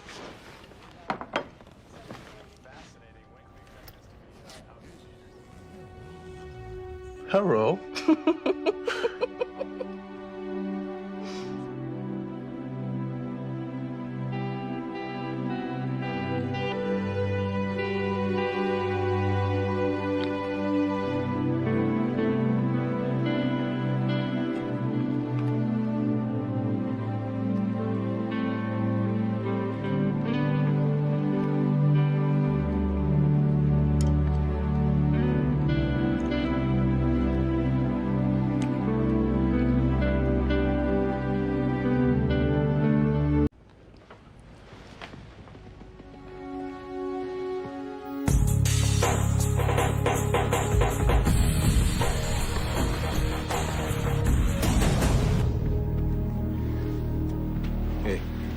His name is Hugh Rasmussen. According to his secretary, he was a partner at Fairchild and Rasmussen, some big Wall Street law firm. How did the job come in? Secretary, she found him. Name is Judith Howe. She got here around 8:30. This guy was still working at his age? She says he was retired, but kept her on so she'd come over every day to see what he needed. Doesn't look like he's got any bruises. She said the pillow was over his face when she walked in. Where's she? Out in the living room.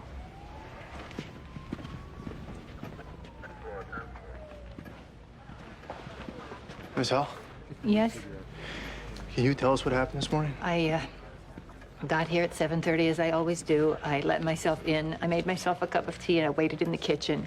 At around 8:15, not having heard from Mr. Rasmussen, I went into the bedroom, which is where I found him. You were coming from where? My home, which is at 3220 Crocheron Avenue in Flushing. You must leave the house early. Around 6:15. How do you get to work? I drive to Long Island City, I park, and I take the number 7 train in. Mr. Rasmussen married?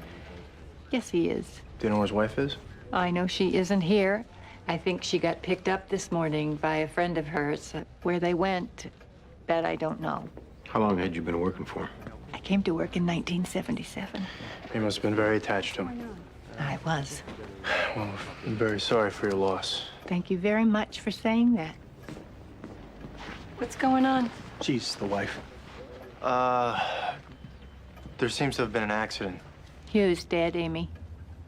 What? Someone suffocated him by putting a pillow over his face and holding it there. Judith, why don't you give us a minute with Amy? Please. I'll be in the kitchen if you need me. Have a seat.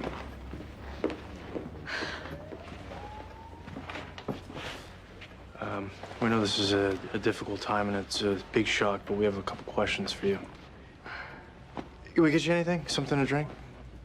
No, go ahead. Ask me whatever you have to ask me. When's the last time you saw your husband? When I left for the gym this morning, that was about 6:30. Everything seemed normal? Uh-huh. I kissed him goodbye. Told him that we'd have lunch together. How long had you and your husband been married? It would have been 2 years this coming July. Was it a good relationship? Are you asking that because of the difference in age? It's a pretty extreme difference. Right. And people look at Hugh like he's a dirty old man and me like I'm a gold digger, and everyone with their judgments and their opinions can just go straight to hell. Where is he? In the bedroom. I want to see him. You might not want to put yourself through He's that. my husband and I want to see him.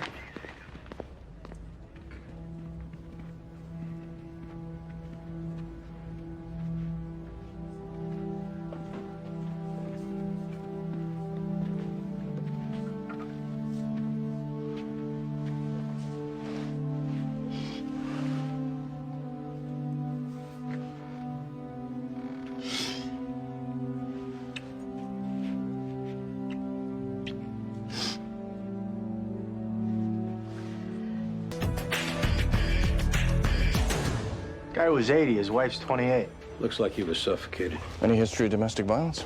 None that we're seeing so far. It's a 52-year difference between them. Guy had ties older than her.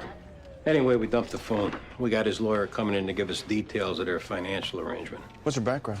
She's hot. That's her background? No, I mean, we don't know really what her background is. That'd be a good thing to find out. Absolutely. We'll keep you posted. Getting promoted today. Yeah. Sergeant Sipowicz. Congratulations.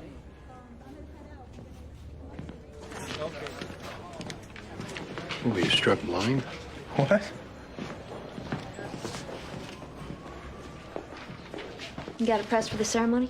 Yeah, I had it at the tailor's. This on the sergeant's straps. I'm sure it's in good shape. Where are you taking the family after? I made a reservation at Shunley. Well, that's nice. We got a DOA, possible homicide at senior citizen's home. Who's up? Oh, that's me. You and Metaboy respond. 625 East 23rd Street.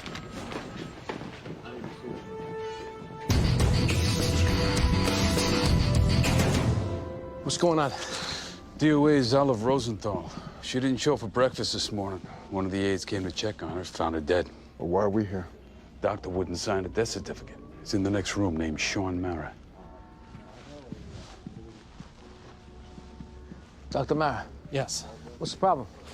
Well, I was called by the director to come and examine Mrs. Rosenthal and sign on the death certificate. And when I got here, I saw a blood spot on her nightgown in the abdominal area. I examined underneath and saw evidence of an injection. When's the last time you saw her? About 2 weeks ago. Healthy? Given her age, yeah. What you're saying is evidence of an injection. Could that be anything else? There's a bruise, and what I think is a needle mark. Now, I can't state conclusively that that's what it is, and absent any autopsy, I can't state conclusively that that's what killed her. There's just no way at this point that I'm going to sign off on it being natural causes. Okay. The director around? In here. Her name's Lillian Jacobs. Ms. Jacobs. That's me. Detective Medavoy, this is Detective Jones. What can you tell us about Mrs. Rosenthal? She was with us about 6 months. Nothing particularly unusual about her. Any complaints from her about conflicts with anyone? None that I'm aware of. Who was the aide that found her? Oh, that would be Eleanor. Eleanor? These are detectives. Why don't you tell them what happened this morning? When Mrs. Rosenthal didn't come to breakfast, I went to check on her. I found her not breathing, and I hit the panic button. Eleanor worked full-time as Mrs. Rosenthal's aide. Was there anyone else that would come into her room? She might have visitors, but as a rule, there were no staff people coming in other than Eleanor. Might I speak to you for a moment privately? Because this kind of thing can be very upsetting for the other residents, I would ask that you didn't speak to them about it. Well, that might be unavoidable. Why is that? Well, in order to investigate a homicide, we have to talk to the people who knew the victim. Well, number one, you don't know that this is a homicide. And number two, how much information do you think you're going to get from these people? Well, we won't know that until we talk to them.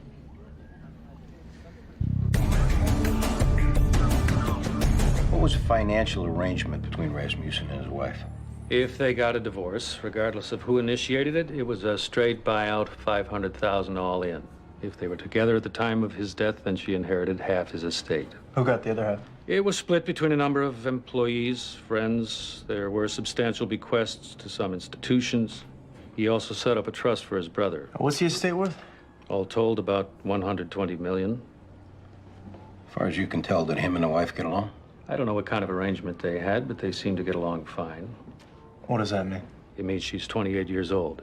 She didn't necessarily conform her lifestyle to that of an 80-year-old man. So are you telling us she had some extracurricular relationships going on? At least one that I know of. Who is he? The only reason I know about him is I was shown an unexplained $42,000 expenditure by his accountant. When I asked Hugh about it, he told me it was for a truck for a friend of Amy's. You know the friend's name?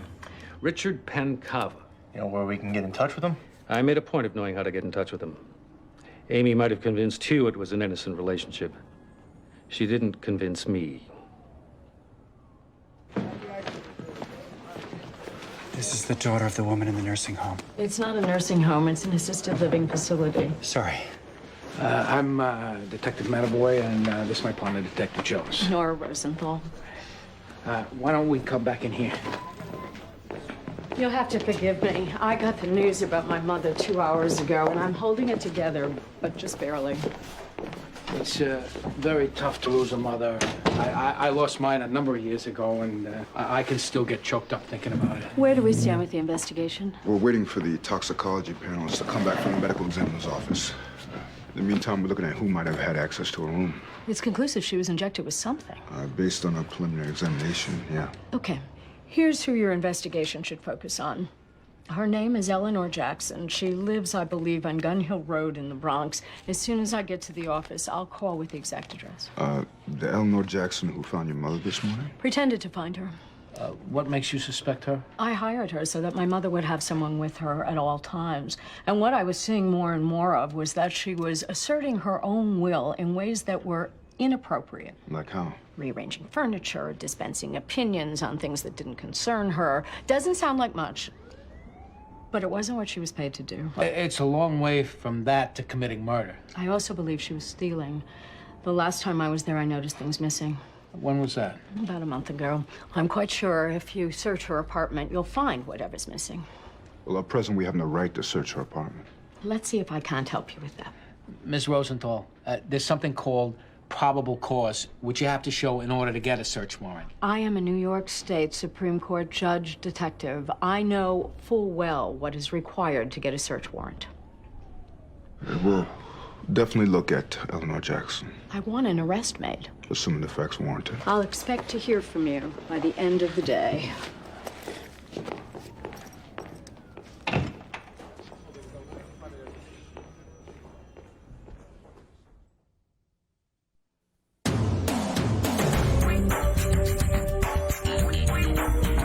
Have a piece of candy? Oh, no, thank you. Your friend want? Oh, thank you. I'm fine. What can you tell us about your friend, Olive? Well, she got here about 6 months ago. A little shy at first. And you became friends with her? I understood what she was going through. You know, it's not so easy. You see nice surroundings, very expensive, and then you wonder, what's the problem? Well, believe you me, there are plenty of problems. And until you get old, you don't know. Eleanor Jackson was her aide. Is that right? Yeah, she broke her hip last year, and her daughter wanted someone to be with her. I mean, to tell you the truth, she didn't need anybody. But to make her daughter feel better, she had her. Well, they get along, she and Olive? What's not to get along? Come in. You have company. Yes, I have company. All right. You don't have to speak to me so sharp. I'm mad at you, Enid. So be mad at me. Why are you mad at her? That's between us. You had a tiff? You know, you're very condescending. I'm asking you why you're mad at her in case it relates to Olive's death in some way. Well, I'm mad at her because she didn't understand why I was so upset this morning. Well, wasn't she upset? Apparently not.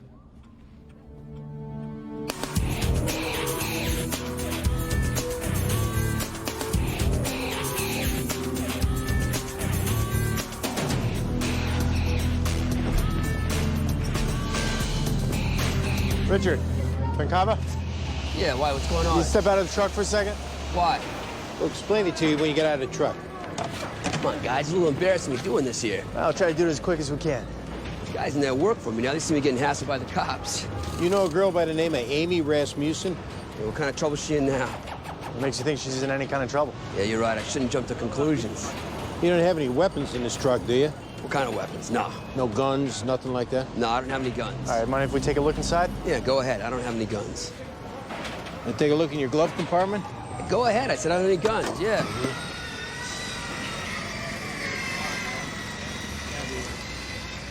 How come this bill's like this? Like what? Rolled up.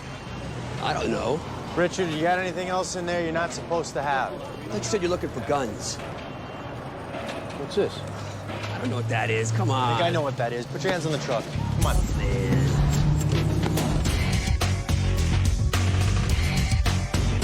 88 Munson has a search warrant for the apartment of an Eleanor Jackson we're supposed to execute. The nurse's aide?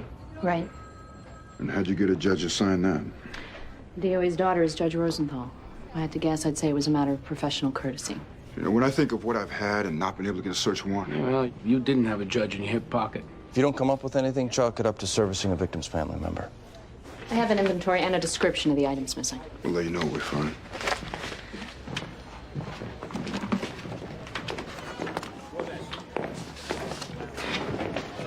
Just thinking of you. Oh, yeah? I was wondering if you're free for lunch. I actually have to have lunch with my father today. Oh, well. Wait a minute, why don't you come? No, Oh, thanks. if you're there, it'll be tolerable. Otherwise, it's going to be another career day counseling session. Your father doesn't want me along. He won't mind, and I will be really grateful. Where are we doing this? I'll give you a call. Okay.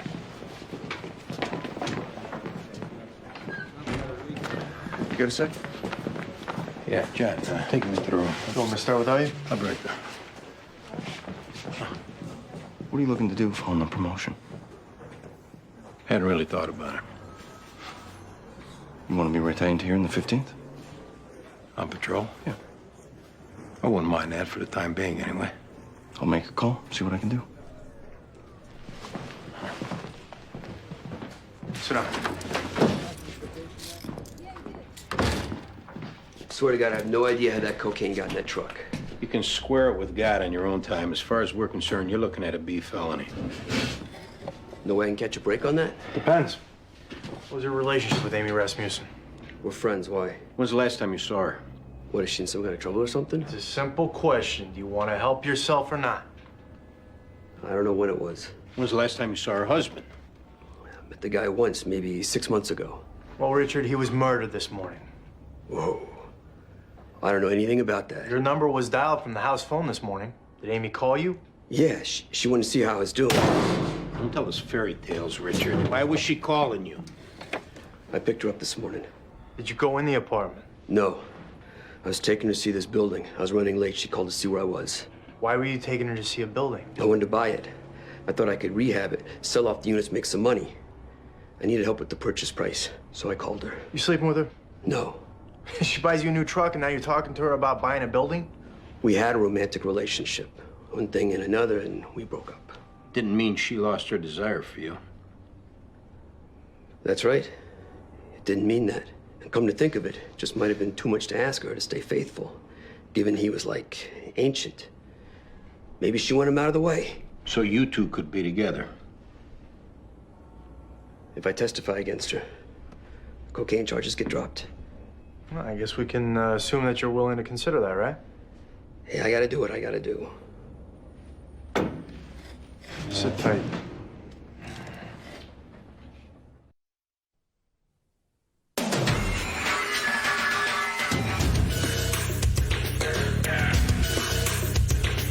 What do you want to tell us about the things we found in your apartment?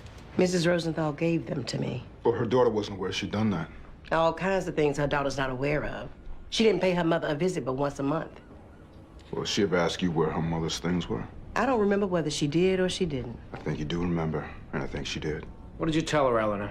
I told her I didn't know nothing about it. Well, if her mother gave you permission to take them, then why wouldn't you have said that? Because I didn't want her taking them back. Well, you can explain all that to a judge, Eleanor, but I gotta tell you, chances are you're looking at a burglary prosecution. Probably don't help me none. The daughter's a judge herself. No, it doesn't. She gave me the picture frame. She gave me the candlesticks. She gave me the silver bowl because she said she had no use for it. I took the bracelet. I shouldn't have. I know I shouldn't have. But I was looking at it one day, feeling bad because her daughter had just yelled at me on the phone. And since Olive never wore it, I figured I was taking it from her daughter. That don't make it right, but that's why I did it. And you were afraid of getting caught. Is that why you injected her with a drug, Eleanor? You think I did that? You had the opportunity to do it, you had a reason to do it. I cared for that woman. Look, you're a nurse's aide making $7.15 an hour. That don't make me wicked. Nobody's saying it does. Only a wicked soul would hurt that woman.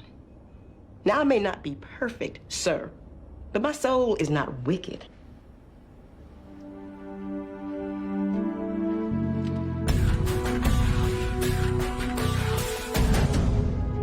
I'm reading about this Carly Fiorina. You know who she is? No. She's the CEO of Hewlett-Packard. She's one pisser of a gal, I'll tell you.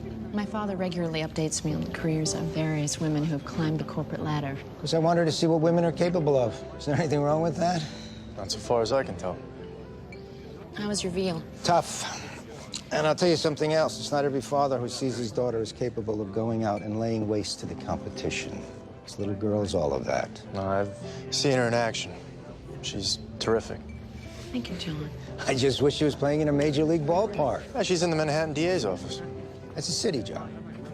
I mean, let's be honest, civil service at its best is a backwash of modest talent and stunted ambition. Am I right or am I right? Daddy, did I not mention that John is a New York City detective? Well, that's great. John, I don't know your background. Maybe the police department is a stepping stone for you. Maybe you're happy there. I'm pretty happy there. God bless you. All I'm saying is that with her intelligence and the kind of connections that she's able to capitalize on, there's nowhere she can't go. I'm doing what I want to be doing. Can we just leave it at that? You told me you were going to do a 3-year stint at the DA's office. Put it on your resume and head for the high corn. You've been there now 4.5 years and counting. And I don't see any movement in the direction of making good on that plan. Now, what am I supposed to do? Keep my feelings to myself? Oh, no, Daddy, don't do that. Naturally, everyone wants best for their children. I really have to get going. You have any coffee? I have to be in court.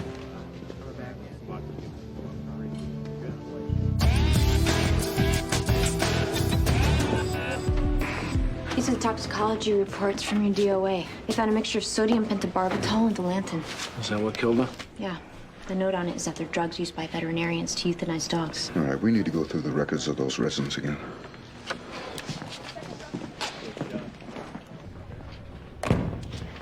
Where'd you go this morning, Amy? I went to the gym. How'd you get there? Cab. So if I told you were seen getting into a pickup truck driven by an ex-boyfriend of yours, that'd be wrong? Okay, look, I did get into a pickup truck driven by a former boyfriend. But when I came back to the apartment, I couldn't say that because Judith was sitting there and I couldn't say it in front of her. And why was that? Because she hates me as it is, and I don't like to give her ammunition to go after me with. I lied right now because I lied before. So. You started seeing this guy? No, I did not. All right, Amy, we talked to Richard. We know about the truck. We know about the building. The truck, I felt like I owed him. Based on what? There was a time when I needed help, and he was there for me. At least at first. He got in touch with me a few months ago. He was broke. He said that if he had a truck, he could start making a living again. I talked to Hugh, and I told him that there was nothing going on between us because nothing was going on between us. He bought him the truck. Was he gonna buy him the building? No. And I wasn't gonna ask him to. Why were you going to see it? Just to go. I was trying to be a good friend, trying to be encouraging. Maybe it was an accident with the pillow? You think I killed Hugh? I think maybe a part of you wanted him out of the way. No part of me wanted that. You're 28 years old, your husband was 80. You stood to make $500,000 if you divorced him and $60 million if he died. That's a boatload of temptation staring you in the face, kid. How dare you? Have I spoken out of turn? You don't know the first thing about me. Fill us in. I was run out on by my father. I was turned out by my stepfather. When I met Hugh, I had been abused by every man and woman I had ever been involved with. I was a strung-out call girl, and when a friend of his paid me to go over to his apartment, I took one look at that place, and the only thing I could think about was how I was gonna rob him. Why didn't you? Because I liked him. The first few times I was with him, he didn't want to have sex. He just wanted to talk, watch TV. He would read to me from these books. Oliver Wendell Holmes, Ralph Waldo Emerson, E.B. White. I didn't know who they were. Half the time I didn't know what they were talking about, but he would try and explain it to me. He eventually put me in rehab and got me healthy. And I fell in love with him. I don't really care if you believe me or not, because the way I feel right now, I don't care what you do to me. But how dare you say that I was tempted by money? If I could still have him with me, I wouldn't trade it in for all the money in the world.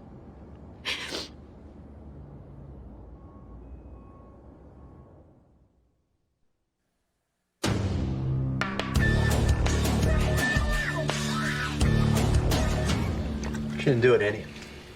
No, I mean it. I really don't think she did. How many times are you gonna take orders from your little captain down there? That's not what I'm doing. It's not, huh? No, I stop and look at something in the window doesn't mean I'm gonna buy it. What I say we do is we talk to the brother. The fact that the will sets up a trust rather than gives him the money outright tells you something's off. Good. Good idea. I'd just rather not think we're doing it on this girl's behalf. It's part of the investigation.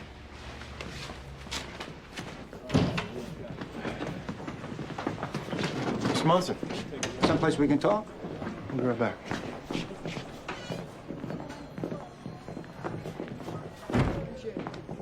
Coffee? No, thanks.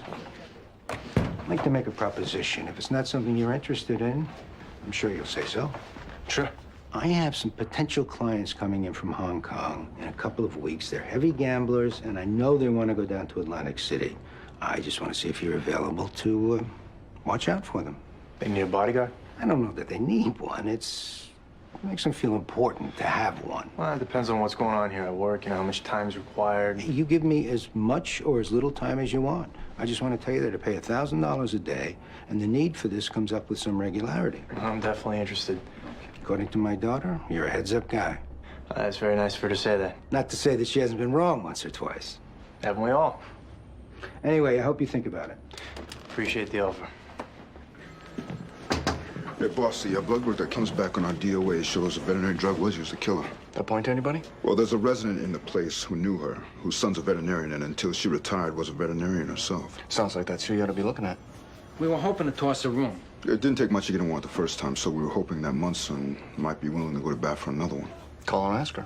Since we broke a little bad over the DOA's daughter using her influence, we didn't want it to seem like we were asking just to make a point. You want me to ask? It might be better coming from you. Right.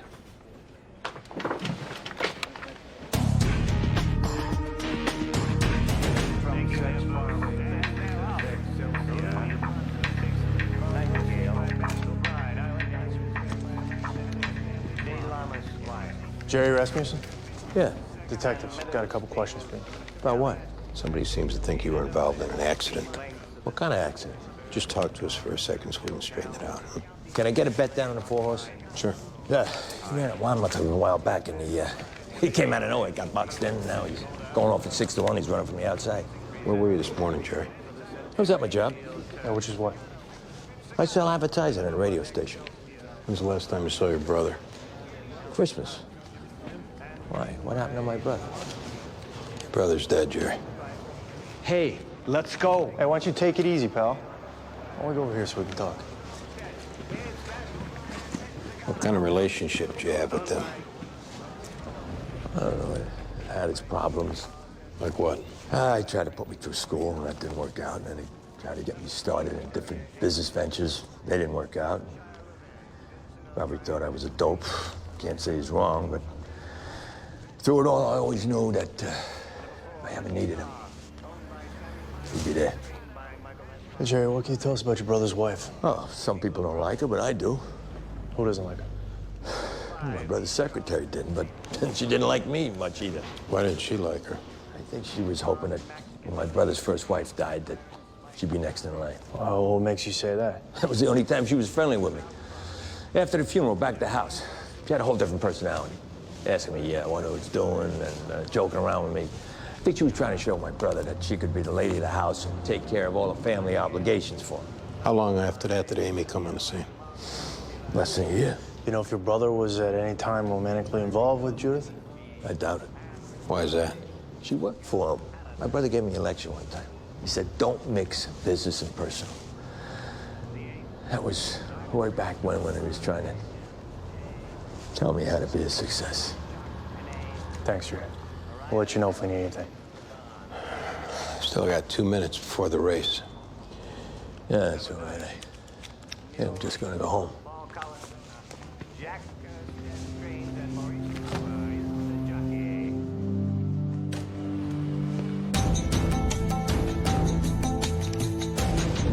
Do you remember what time you got up this morning, Enid? The same time I always get up, 5:45.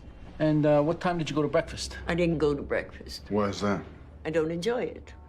What don't you enjoy? I don't enjoy sitting at the table where I used to sit. Well, why don't you sit at another table? I'm assigned to table number 5. And that's the table I'm required to sit at. Well, did you used to enjoy sitting at table number 5? Yes, Why'd you stop sitting at the table? because a certain individual moved in and was invited by another individual to sit there. And then this certain individual proceeded to monopolize the other individual's attention. And I chose not to be a part of it. It was Olive Rosenthal who moved in. I'd rather not say. We need you to say. Don't you think it's wrong to come into a place and change the way things are just to suit yourself? Where did you go last weekend, Enid? To my son's. And this is the son who's a veterinarian? How'd you know that? You were a veterinarian yourself, weren't you, Enid? Yes, I was. I bet at the time you went to veterinarian school, there are very few women who did that. I was one of 2 in my class. You know how to put an animal down, Enid? We found the wrapping for the syringe in your room, Enid.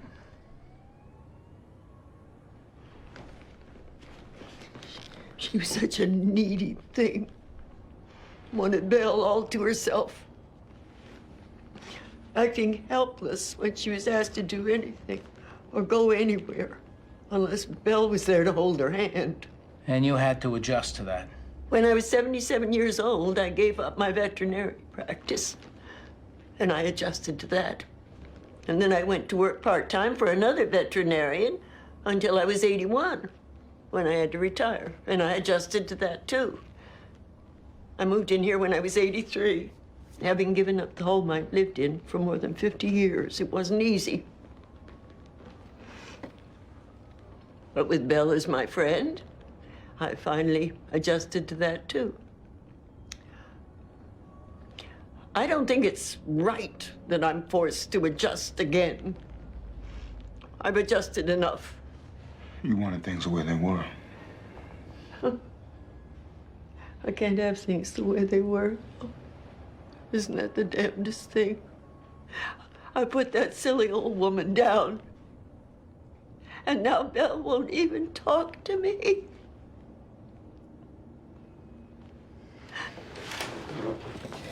Oh.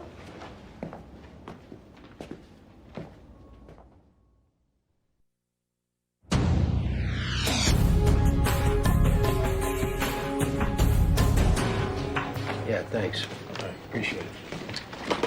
That was Chief of Personnel's office. I'm being retained on patrol here at the 15th. Fantastic. Yeah. All right, thanks. Andy, that was a parking lot in Long Island City. I think we need to talk to the old man's secretary again.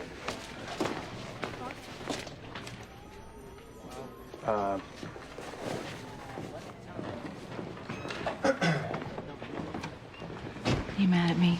No. I'm sorry. I just had to get out of there. He came by. What do you mean?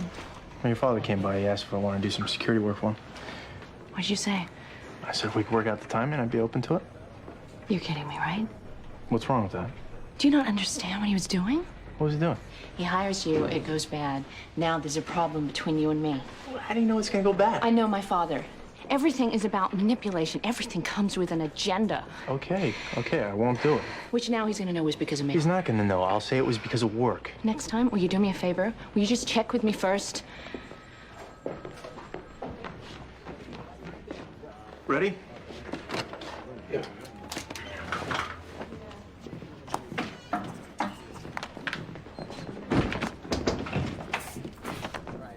What happened? She went for it. This is this Enid woman? Right.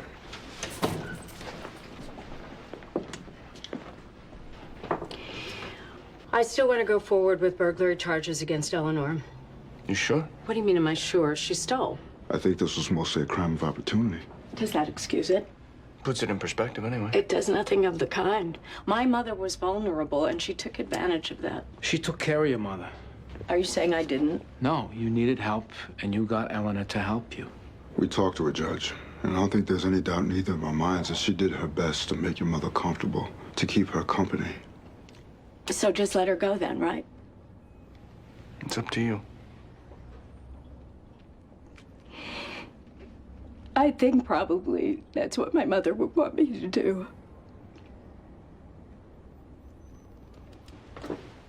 I think probably you're right. I thought you might be interested in some of Mr. Rasmussen's accomplishments over the years. Wow, you put that together? Not the kind of thing he would do for himself. This is one of 3 cases he argued in front of the United States Supreme Court. This is him with Governor Rockefeller, with Yitzhak Shamir. Quite a career. Yes, it was quite a career. Judith, what time was it you left your house this morning to come into the city? I said it was about 6:15, I believe. So the drive from Flushing to Long Island City, that time of day takes about a half hour, so that puts you there about 6:45. Can I ask why this is an issue of such significance? We set up a timeline with everyone. So I'm assuming you got on the subway where? Queensboro Plaza? Vernon Jackson. So from there, it's one stop to Grand Central. I take it to 5th Avenue, transfer to the F train, which I take to West 4th Street. Which gets you into the Rasmussen apartment around 7:30. Which is when I said I got there. Problem is, we checked with the parking lot in Long Island City. Why would you have done that? That's what we do. They have you parking your car at 5:45, putting you in the city at 6:30.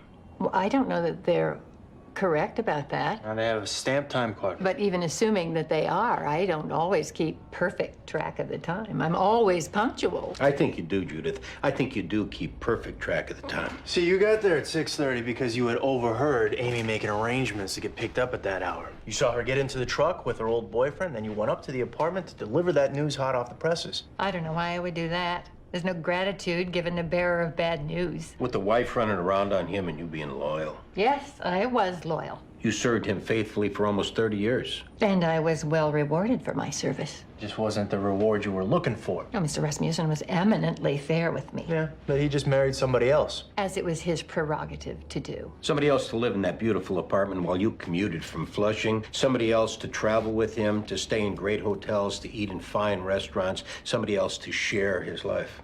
And why was that? Huh? I mean, because she had a great body. She knew him less than a year, and she got him to marry her. And still, she was going out on him. Who the hell was she to get away with all that? I don't blame her. She's a whore. And I mean that literally. She's a woman who takes money for sex. But Mr. Rasmussen, on the other hand, he knew better. He knew what it meant to be a decent person, to recognize loyalty and devotion and sacrifice. And he refused to do that. Instead, he let the base animal side of his nature brush me aside in favor of what?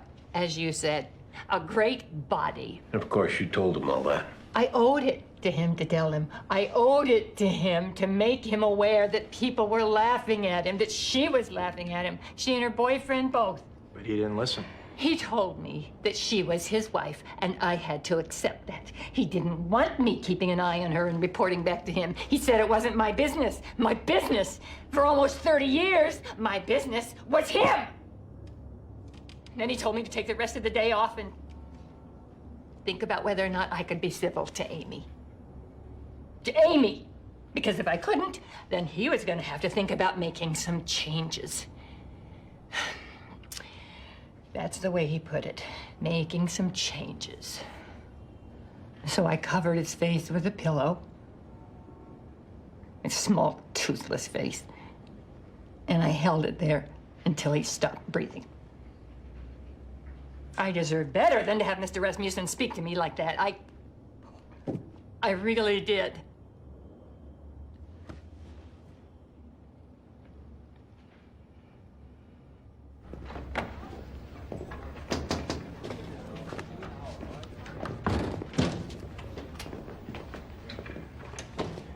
It was Judith who killed your husband. I guess I should have seen that coming. Amy, so you know, your friend Richard was arrested with a small amount of coke in his truck. He was ready to testify against you if there was a deal to be made. That also doesn't much surprise me. And you got a lot of money now. Money of your own. You probably want to stay away from people looking to hustle you. Are there any other kind? Yeah, I guess Hugh was one, right? there'll be others. Give it some time. I've never done too well being on my own.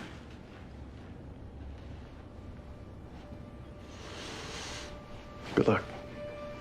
Thank you, Detective.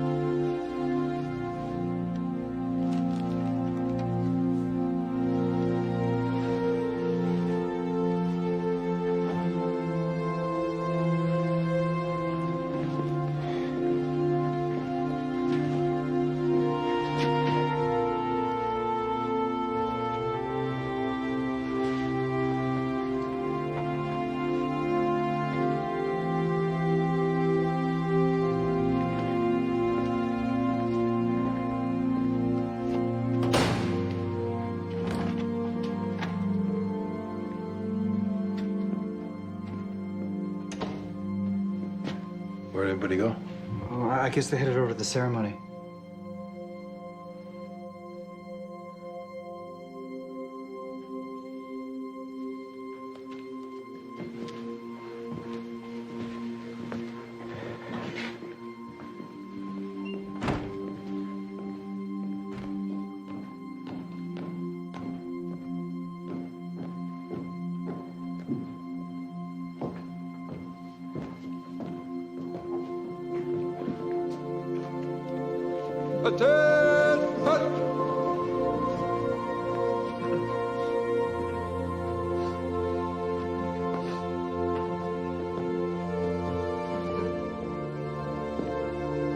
Present!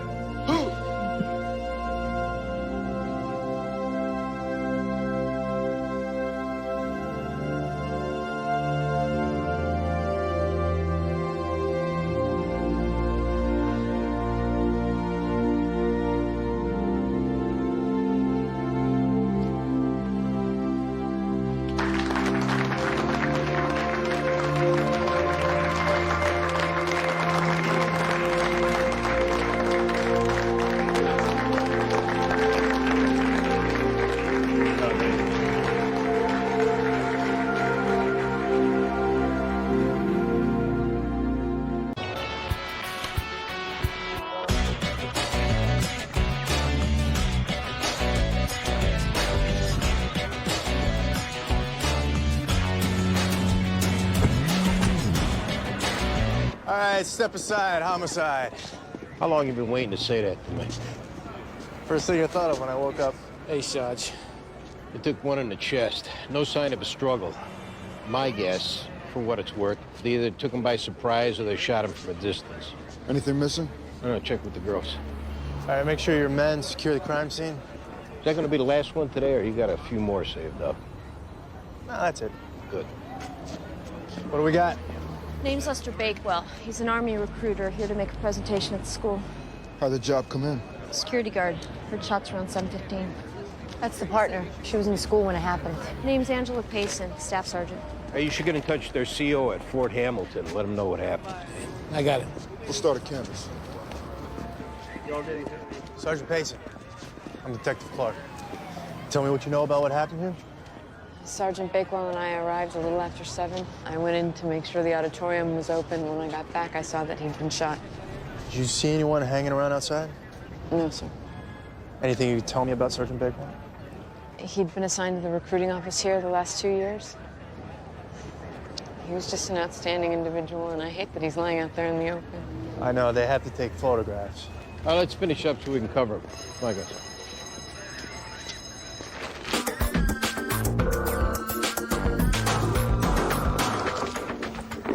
I'd like to speak to someone about my uncle who's missing. How long has he been missing? 4 days. Detective Jones will talk to you. Yeah, right this way.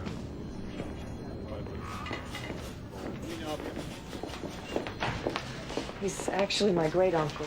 His name's Giuseppe Campo. We're Basque. You think something happened to him? It's not like him to be missing for 4 days. Where does he live? Shelters mostly. He's homeless. Yeah, he lost his apartment 2 years ago. He had a stroke, and the hospital bills cleaned him out. I begged him to stay with me. He won't. Is there any one particular part of town he stays in? No, he doesn't tell me. He meets me at Veniero's every morning. I buy him an espresso and a roll. I give him clothes if he'll take them. I make sure his Metro card has money on it. Is there someone else he might have gone to see? No, I'm all the family he's got in this country. Any reason someone would want to hurt him? No, he's just a sweet old man. This is him. I bought him that Knicks hat and scarf for Christmas. Believe it or not, he's a basketball fan. We can check the hospitals to see if he's been treated in an emergency room. There's no guarantee we're gonna find him. Well, you'll try, right? Right. Detective John Clark, Warrant Officer Stephen Nutting, Army CID. How you doing? Good, thanks. He's handling the investigation for them. So, what does it look like? Too soon to tell. Could have been an aborted robbery. Somebody looking to steal audio-visual equipment. Could have found it without a soldier standing guard. No, it could have been a spur-of-the-moment thing. The perp got spooked. Yeah, that hour of the morning's pretty deserted. I won't get my hopes up for witnesses. Family's been notified? They're down in Georgia. A chaplain and a field grade officer have been sent out from Fort Benning. We're looking into the DOA's background? There's a good friend of his that he served with. Works for the MTA. We're meeting with him later. The dean of students of the school's inside. We'll ask him if there's any students we ought to be looking at. Why don't you set Steve up at Sipowitz's desk? Sure.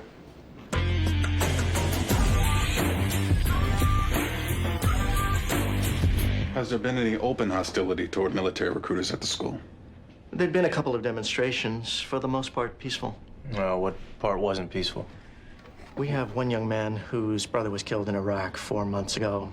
He trashed their table and made what I guess you could consider threats, although I didn't take them seriously at the time. Well, any indication that the student had access to firearms? Last month, he got into an argument with a classmate and threatened to shoot him. We suspended him for 2 weeks.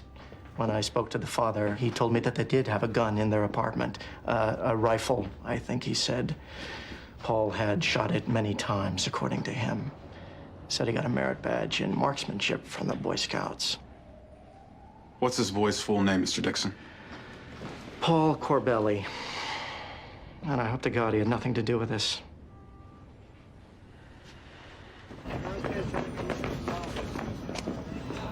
What do you got, Sarge? Yeah, you put it out over the radio. You're looking for missing persons wearing some Knicks paraphernalia? King Tut here just got picked up for marijuana possession. That's a white male we were looking for. I know that, Metaboy. But unless you think Tut's on Spike Lee's Christmas list, maybe you ought to ask him where he got that stuff from. Right. All right, why don't we go talking here for a second, King? What I gotta do that for? We want to ask you something. Now tell me you ain't never peed in the street. You're here for marijuana. Which they only found on account of they was harassing me for my urination. Now this whole thing gets excluded. Ex post facto. Hey, don't be running off at the mouth out here. They said to come with them, you come with them. Come on. We're looking for somebody who was last seen wearing a hat like that, King. These hats are everywhere. And the scarf and the jacket. They mine. Where'd you get them? I don't know where I got them. I had them. I had them for years. They look new. Yes, they do look new. You know why that is? I take care of them. We found the guy whose clothes these are. It's gonna be a bad day for the king. How bad? Bad? Well, a guy give me them. Let's go. What I do? Nobody gave you nothing, King. Now stop wasting our time and tell us the truth. I got my coat took. The truth. I got my coat took. I got my shirt took. I was exposed to the elements. Where was the guy you took him off? In the dumpster. What'd you do to him? Not a damn thing. He was out. I took what I took. And then I spreaded the garbage over him so he would not be exposed to the elements, which I didn't have to do. And then I climbed on out. Let's go. Where we going? You're gonna show us a dumpster. Keep an eye on this guy while we get our coats. Good call, Sarge.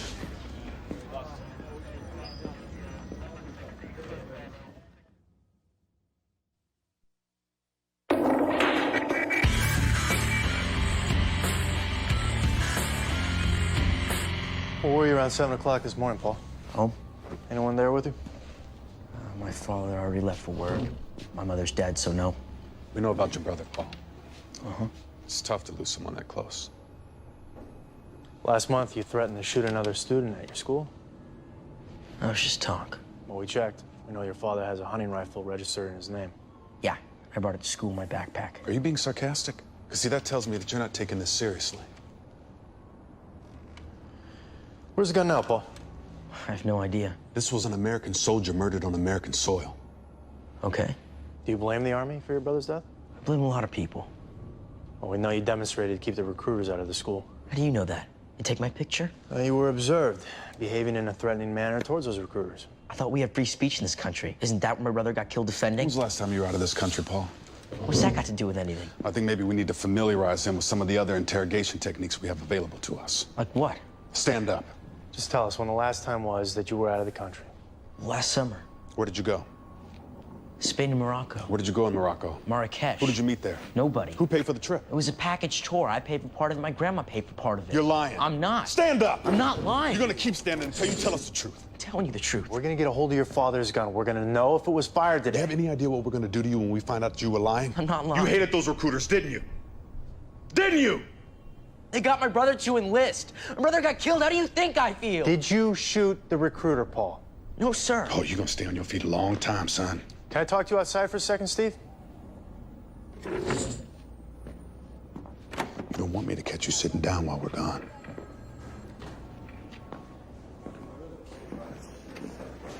What are you doing? He's ready to go. I think you're coming on a little strong. It's first and goal, John. It's not first and goal. You got a scared kid in there. Kid, hell, he's 17 years old. And he's scared. Good, I want him scared.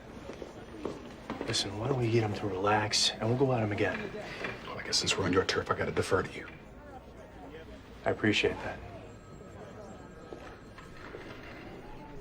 So what do we do now? Why don't you stick your head in there, tell him to get off his feet, and then we'll get back to him in a little while. All right? That way he starts thinking that we're both his friends. Yeah, well, that's the last thing I want him thinking. But you got it.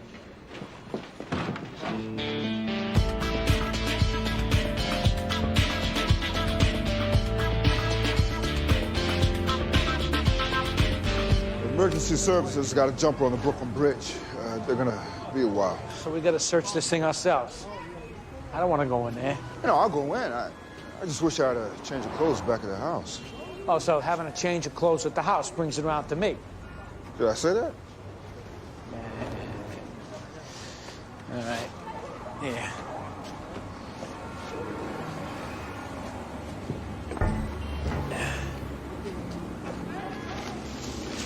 That protective layer of garbage is there like I said. Yeah, King, it is.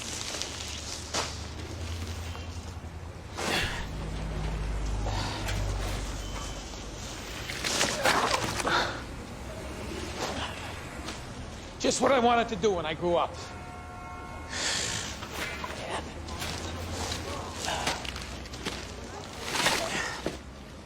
Here's Johnny.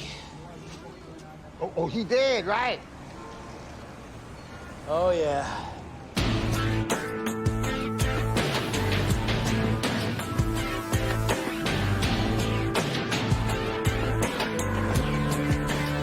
I don't know if I've mentioned this to you before, but I think you look great in a uniform. Thanks, John. Got a copy of the 61 in the shooting. How come you're bringing it up? First officer's busy. I thought I'd take care of it. What? Nothing wrong with wanting to visit, Andy. Any motive on this shooting? Nothing so far. Anything on the DOA's background? It's John's case. I don't know. Anybody been assigned to my desk? They got the Army CID guy using it, but it's just temporarily. We're doing court.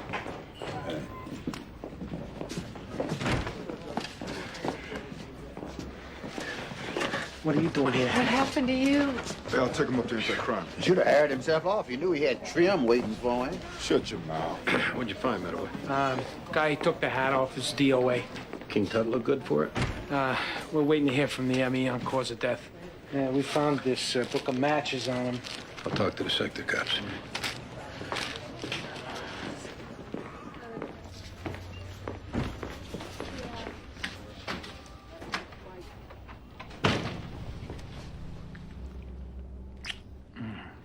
You do stink. I had to go in the dumpster. Why? You don't want to know. Yeah. Probably right. Here, What's this? open it.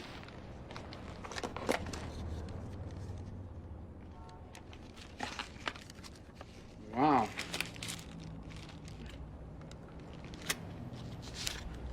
Schofield Realty.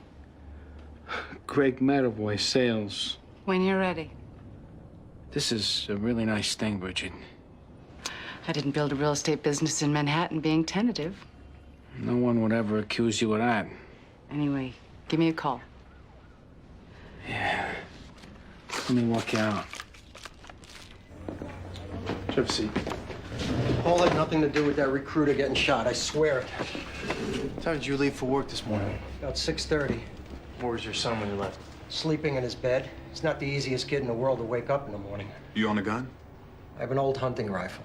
What kind? Remington 30-06. Where do you keep it? In my bedroom closet. When was the last time you saw it there? I don't know. Your son ever talked to you about how he felt toward the Army? What he says because of his brother. What does he say? You gotta understand, Brian was who he looked up to. More than me. Brian was everything to this kid. Does Paul know how to use a gun? He learned in the Boy Scouts. But I'm telling you, this What is are the not circumstances surrounding his trip to Morocco? He and a friend of his signed up with some student travel program. Why Morocco? I don't know. They got it in their heads. They want to go there. Sir, do you have any objection if we take a look at your gun? None at all. We're also going to need to take a look at your son's computer. Sure. If he's been associating with any suspected terrorist organizations, we're going to find that out. I'm sure he hasn't been. Every website he's ever visited, we're going to know about it. What we're trying to say is that the best way to help your son is to tell us the truth. I'm telling you the truth. It is possible, sir, that your son could be concealing some things from you. I raised my boys to love their country. And I got one who died for it. And there ain't a day that goes by when me and his brother don't think of him. Still love my country, though. Does your son? Even if he don't, he would never cause another family to go through what we've been through.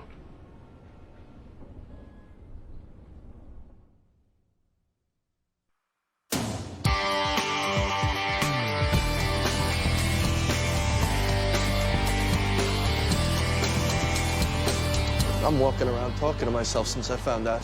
You guys were close? We hated each other at first. He's from Valdosta, Georgia. I'm from Washington Heights. Thought he was just an early cracker asshole. Then we got dug in together over in Desert Storm. We saved each other. Stay in touch? Mm-hmm. So what was going on with him? It was all good. He was looking at a promotion, a master sergeant. They were going to send him to a language school to learn Arabic. Just found himself a '66 Chevelle with a blown engine he was going to restore. And he was in love. Don't get much better than that. Who's he in love with? I don't think he'd want me broadcasting that all over the place. Yeah, I'm sure he'd want us to find out who killed him. He's in love with this chick he worked with.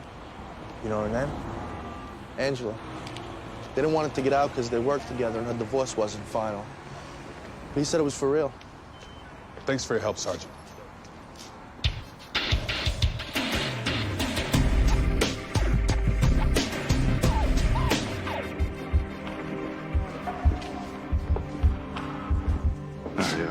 Why don't we go back in here? Please have a seat.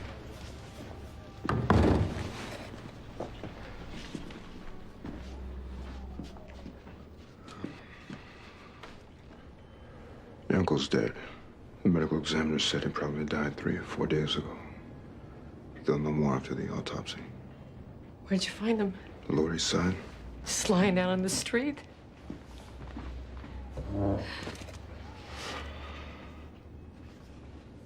He was in a dumpster. Sorry. Did somebody kill him? It's possible. We won't know until we hear back from the medical examiner. This is what I was afraid was going to happen to him. There's a matchbook from a restaurant, Zazo. Is that someplace your uncle would have gone? No. He was in a dumpster behind there. How did you find him? Well, we got lucky. Somebody was picked up wearing that Knicks hat that you gave him. Did he kill him? We're not sure anyone killed him. I mean, what did he have on him? A comb? A crucifix? A few dollars and a Metro card? We'll let you know when we hear something. Do you need a ride anywhere? I think I'm just going to take a walk.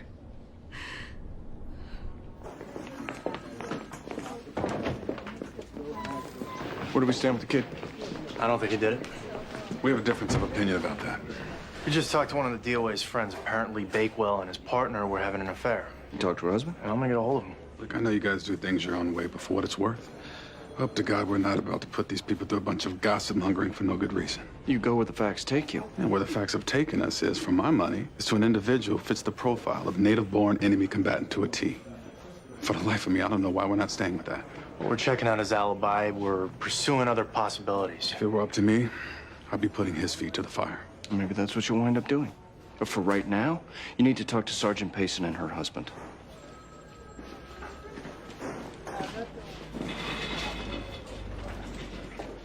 That's it. Yeah? All right. Thanks. Boy, I talked to the guys who have the sector that restaurant's in. They responded to a discount complaint last week involving a manager and a street guy who matched the description of your DOA. We're just on our way over there. There you go. There's a footman calling for a supervisor. He's got one under at 13th and 3rd. I'm on my way. Hey, how you doing? I'm all right. Somebody call you to come in? Yeah, I'm supposed to talk to Detective Clark. Upstairs to the left. Thanks. Can you think of anyone who might have had a grudge against Sergeant Bakewell? No, You know if he owed anyone any money, if he was a gambler? neither of those things. What was the nature of your relationship to him? We worked together. We were friends. That's it. I don't understand why you're asking me this. We received information that the two of you were having an affair. How is that relevant? May not be. It just helps us if we have all the information in front of us so that we know what we're dealing with. Les and I were seeing each other. We didn't plan on it. We didn't want it to happen, but it did. Why didn't you say anything about that before? I don't think it's relevant. Does your husband know? My husband and I have been separated for 8 months. Our divorce will be final this June. Does he know? Yes, When did he find out? about a year ago. He suspected something was going on, and I didn't deny it. I begged him to forgive me. I stopped seeing Les. I put in for a transfer. I tried to be a perfect wife, but I wasn't one. Not to Carl. I told him he could have everything. I was filing for divorce. How did he react? He was sad. I was sad. We've both been doing our best to be civil to each other and get on with our lives. Is your husband in the service? Retired. Where does he live? Comac. We're gonna need his phone number. Tell him I'm okay.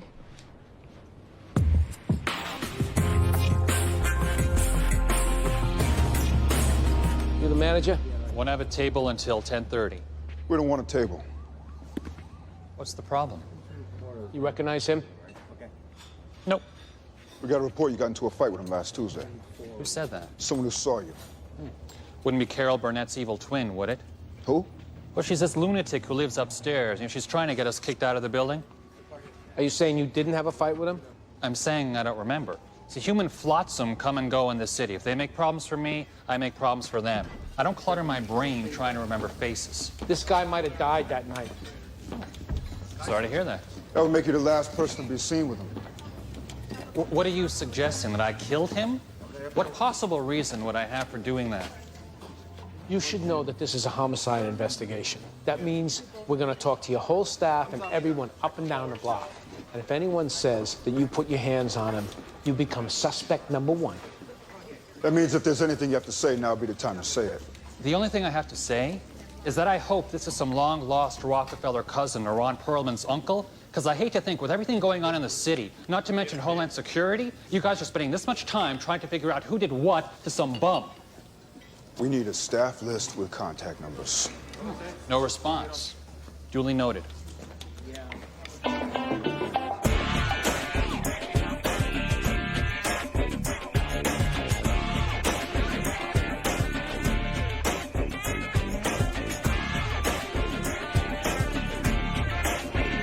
What do you got? I'm about to write this guy up for being double parked. When he comes out of the building, he starts in on me. I give him his warning. I told him he was getting out of line. When he wouldn't stop, I put the cuffs on. When I get my turn, I'll be right with you. Did he put his hands on you?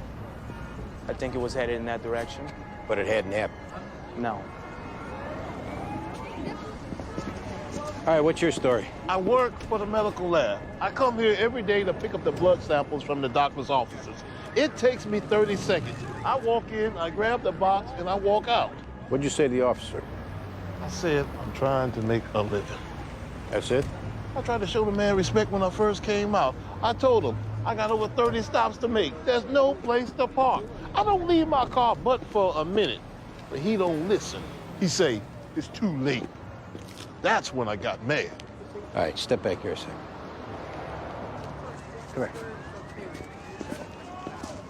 Is that true, what he said? Pretty much. What do you want to do here? What do you mean? I mean, do you want to create a situation? This is a working man. He's not sticking nobody up. You're going to cost him 2 days' wages with that ticket, and then when he gets mad, you're going to collar him? What should I have done? You see him go inside the building, you wait. If he's in there for a while, then you write him up. If he comes right back out again, you talk to him. What do I say? Tell him you're trying to keep traffic moving. If he's a right guy, you be a right guy. About how long do I wait while he's in the building? 5 minutes. Yeah, I'm sorry. It's the kind of thing you get a feel for after a while.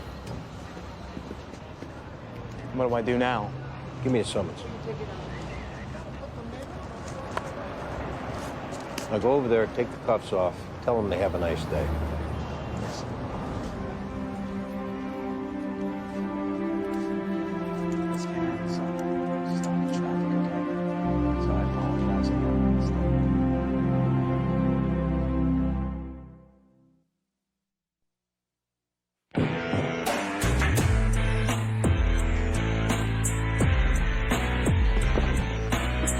So I understand you're retired from the military? Yeah, Army. What rank did you retire at? Light Colonel. You heard what happened this morning. I did. Did you know Sergeant Bakewell? Yeah. How did you know? No way to say it but to say it. He and my soon-to-be ex-wife were seeing each other. Now, we have to ask you this, but where were you between 7 and 8 this morning? I work for the Nassau County Department of Emergency Management. From about 7:30 on, I was observing a preparedness drill at St. Catherine's Hospital in Rockville Center. And there's people who can vouch for that. Sure. It's just for the report. I understand. How's Angela doing?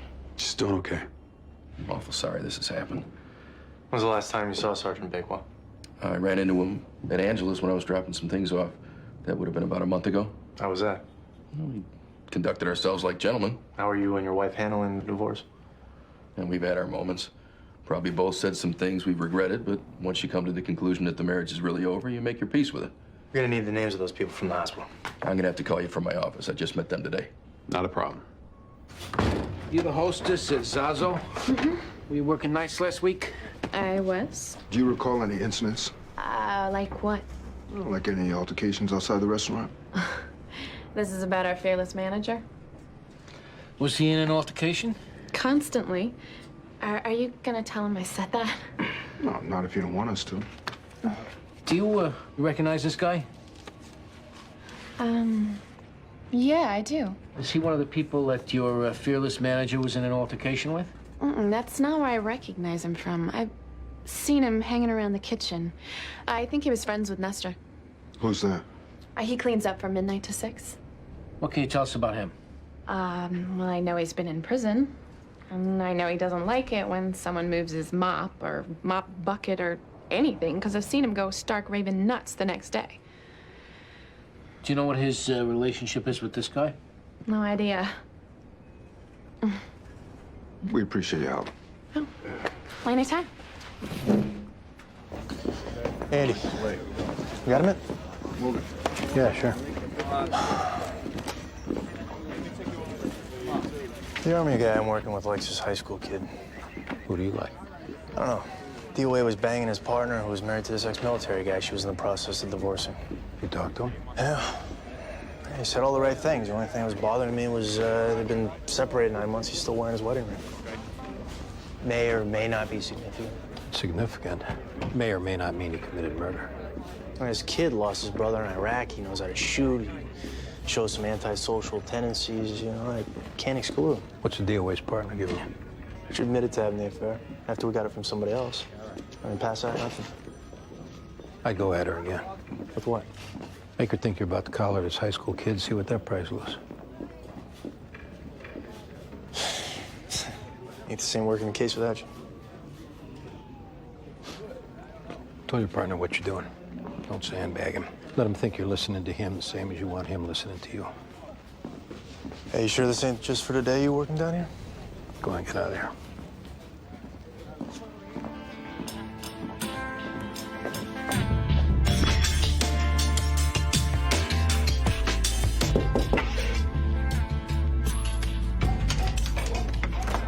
Nestor Duarte. Yeah. Detective Jones and Medavoy. Want to listen for a minute? What's this about? Let's talk inside.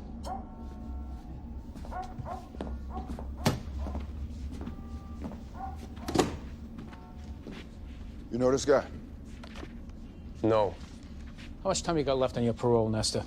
5 years, 9 months. Well, think whether lying is going to give us grounds to violate you, and then look again. Yeah, I know him. He's a homeless guy. Seen him around the restaurant. How well do you know him? Just seen him around. You've had no contact with him at all? No. Why are we here, Nestor? What do you mean? We're here because somebody told us they saw you talking to him, hanging around with him. Now, we know you're lying to us about that. What we gotta wonder is, what else you gonna lie to us about? I knew this was coming. Just tell us the truth. Came back around the kitchen about a month ago, asked if he could work for food. I heard the accent. I asked him if he was Basque. Is that where you were? Right. So I said I'd give him something to eat. He said he had to work for it, so I told him he could sweep the alley. He started coming every night. He'd sweep, and then we'd eat. And I'd listen to him talk about Ortega. What's Ortega? Where he was from, you know, where my grandfather was from. I even managed to say a few words to him, Euskara. That's a Basque language. How'd he wind up in the dumpster, Nestor? Last Tuesday, he came in and he said he didn't feel so good. So I told him that he could go lie down and cot would keep him in the back. When I went in to check on him, he was dead. You moved him? They would have fired me in a second if they found out what I was doing with him. So I said a prayer over him, and I slung his body over my shoulder, and I carried it out to the dumpster, and just threw him in. You gonna violate me? Let's go down to the precinct and figure it out.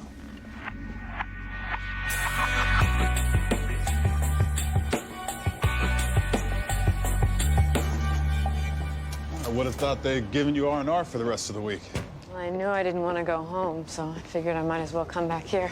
Well, you'll be glad to know we got the guy. Who is it? He's a student at the high school. Why'd he do it? His brother was killed in Karbala last year. Now, he got it in his head that whatever Army recruiter got sent to his school next deserved to pay the price. Basically, he became an enemy combatant. Has he admitted it? Not yet. How do you know he did it?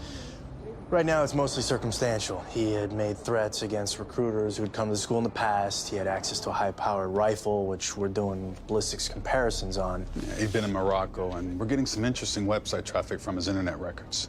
That doesn't prove he did it, though. It gives us enough for the DA to go to the grand jury. Which, at this point, is all our bosses are looking for. Does that mean his name will be in the papers? Yeah, it's his old man I feel bad for. You know, one son's killed, the other son's a murderer.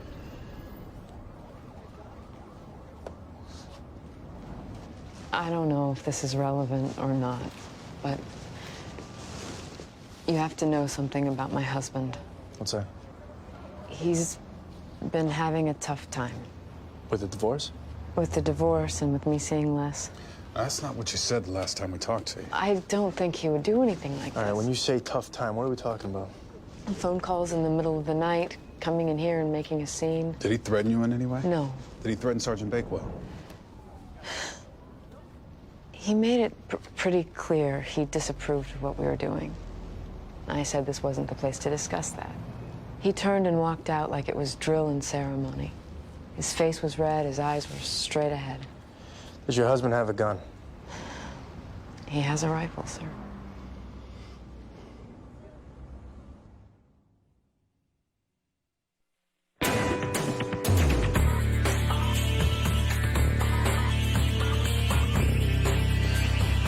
Hey, we got the report fax from the ME's office. Giuseppe died of a brain aneurysm. What about the bruises on his face? No, likely to have happened while he was in the dumpster. We should get Denise in. This way. I just had a couple more things to ask you about. Whatever you need. Oh, by the way, I couldn't help but notice you're still wearing your wedding ring. I'm a creature of habit. I got used to wearing it. Soon I'll get used to not wearing it. Colonel, you ever been in the recruiting office where your wife works and confronted her and Sergeant Bakewell? From the way you're asking the question, I have to assume you know the answer. I did go there. I had what I thought was a frank discussion with the both of them about what they were doing, and I left. Now, you've also kept up a steady barrage of phone calls and emails to your wife. I still have feelings for the woman, Detective.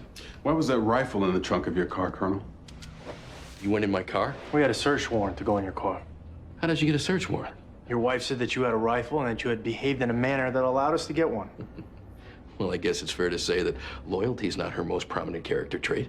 Must have hurt to realize that. It hurt like hell. I sucked it up and moved on. Next question. What are you going to do when ballistics comes back that it was your rifle used to kill Sergeant Bakewell? I'm going to suggest you get yourself another ballistics lab because there's no way in hell that it's true. No, I went through your 201 file, Colonel. You did 3 tours of duty as a commander of a combat arms unit.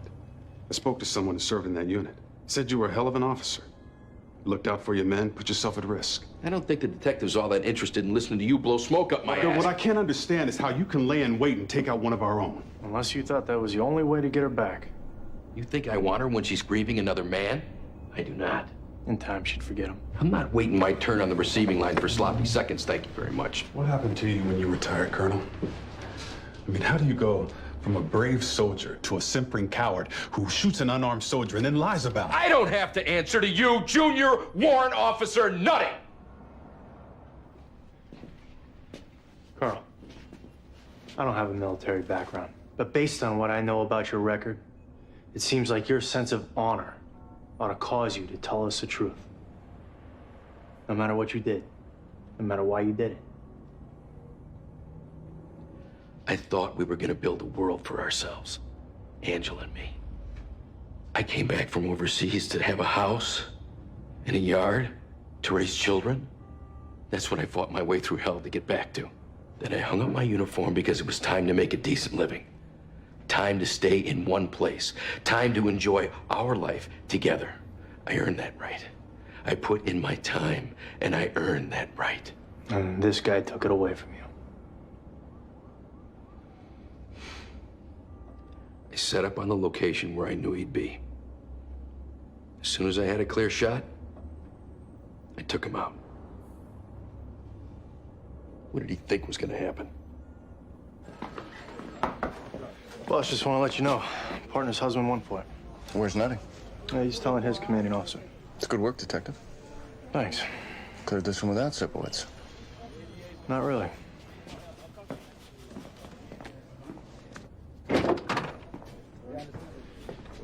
Just want to let you know someone else confessed. You can take your son home now. Is the guy from the army still here? Yeah. My son would like to say something to him. He was just doing his job.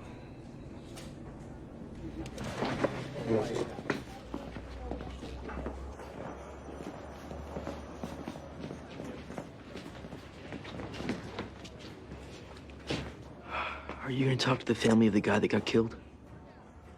Yeah, I'll probably put a call into him. You tell him for me that I'm sorry? Especially if he has a younger brother? Yeah, I'll let him know.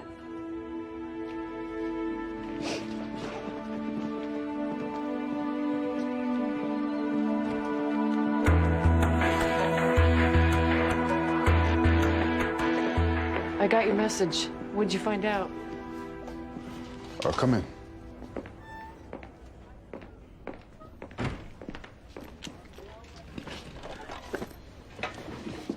Your uncle died of a brain aneurysm. What is that? I think it's when something happens to one of your arteries. From what I understand, it's very quick, not at all painful. So nobody killed him? No. I guess that's better than right. I'd say so. You should also know that he made a friend during the last month or so of his life. Who was that? A guy who works in a restaurant kitchen. Your uncle would sweep and he'd give him food. Another Basque. Oh, yeah? Yeah. He even spoke a little Euskara to him. Oh, he must have been in heaven. Yeah, well, it was something anyway. Yeah. Thank you. Sure.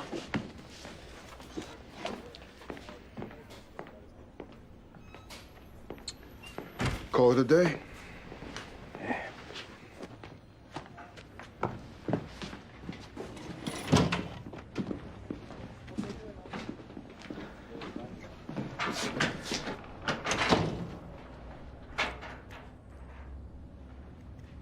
Baldwin, Yeah. I think I'm gonna put in my papers. Are you serious? I think it's time. Because of bail. No, though he did get me thinking. Now, truth is, I've been up nights over this. I don't think I'm ever gonna love a job as much as being a detective. But I got an opportunity opening up. I think I could have a life with Bridget. I think she wants to be with me. And I'm never gonna have another chance like that.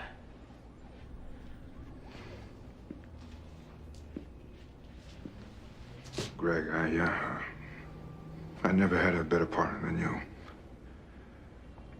But you gotta be happy. And if you got a chance to go for something better, then I think that's great.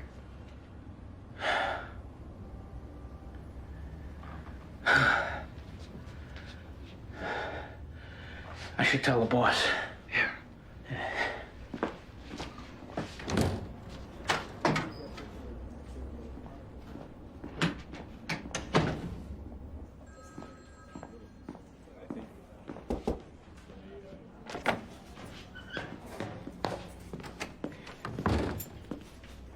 Clark gone? Yeah, he had to go over to central booking. You know what happened with his case? The husband of the DOA's partner went for it. That's the one John was liking. He's got some good instincts, that boy. How come you're here so late? We were in court all day. Had to get caught up on our paperwork. We miss you, Andy.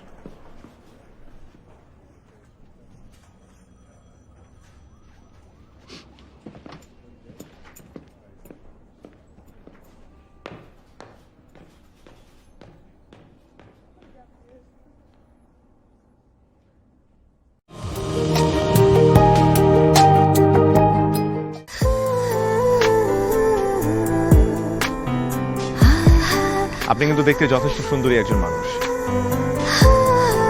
দেখতে বেশ romantic,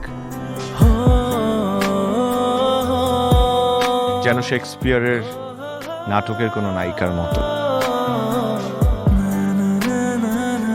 ভেবেছিলাম, কিন্তু আপনি তো পুরোটাই মর্মান্তিক। যে কোনো মানুষ আপনাকে দেখে মর্মাহত হতে পারে।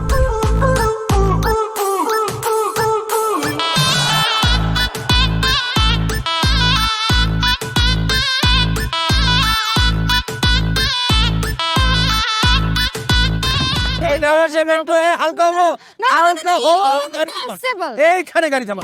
আমার হালকা হতে 1 মাস সময় লেগেছে। আপনার 1 মাস সময় লাগে? আমার হালকা হতে তো 1 মিনিট লাগে।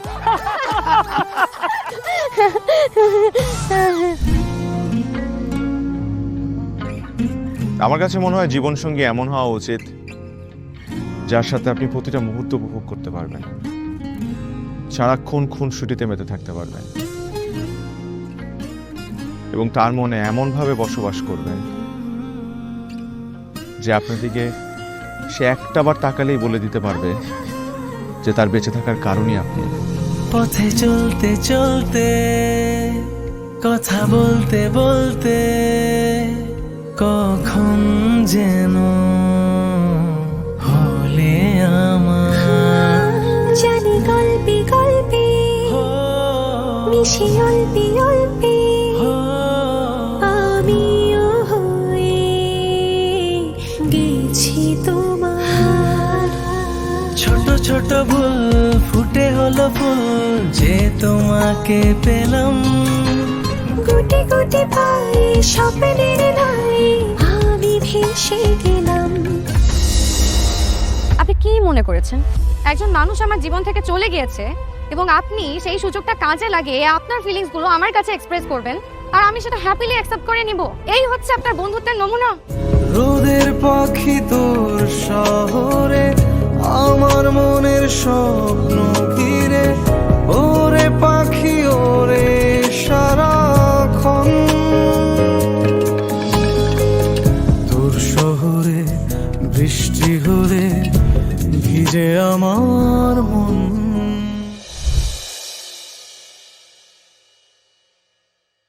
Cái gì vậy? Ui dồi, nháy phát 2 lần.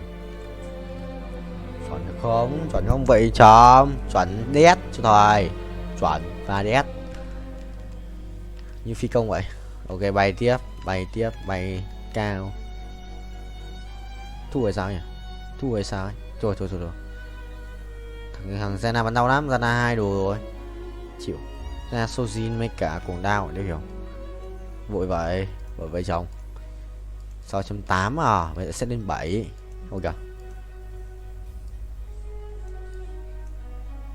Đằng nào phải đắp cho thờ red mà. Thôi đừng nói chung với nhau đây. Mèo mèo mèo mèo mèo mèo mèo mèo mèo mèo mèo mèo. Trốn mày trốn. Lâm định mày nghe, lắp phần này vào xong mày định từ cái xếp tiền nhé, thế thua cũng được không nào. Bắn cũng khỏe nhưng mà chúng nó còn quỷ hơn cơ. Đéo sao Zanna 2 đồ, đéo chịu được. Quỷ đó chịu.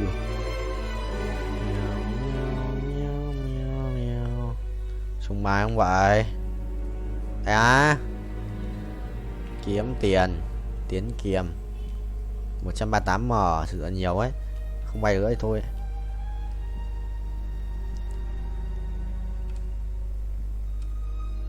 Máy đẹp đét 400 mà 2 này quá 03, thử để mình đi chợ hay sao, chưa đến lượt 4 này 117 à? Sẽ là một cái Sojin đi. Ok, quyết định sẽ lấy một cái Sojin đi.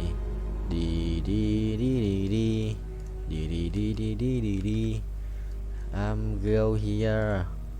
707 triệu sẽ được lên 6.8.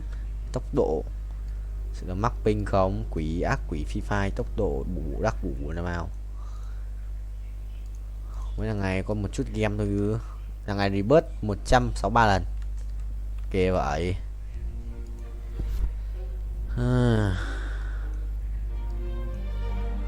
Sojin thì con này hợp lý hơn này.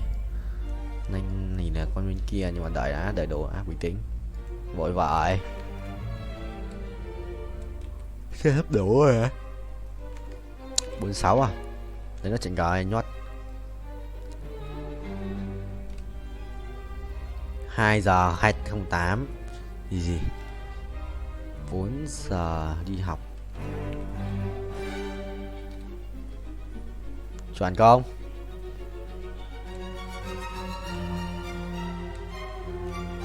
Mai học xong chứ làm gì? Đi tập. Tài môn tự sáng. Tối tập tiếp.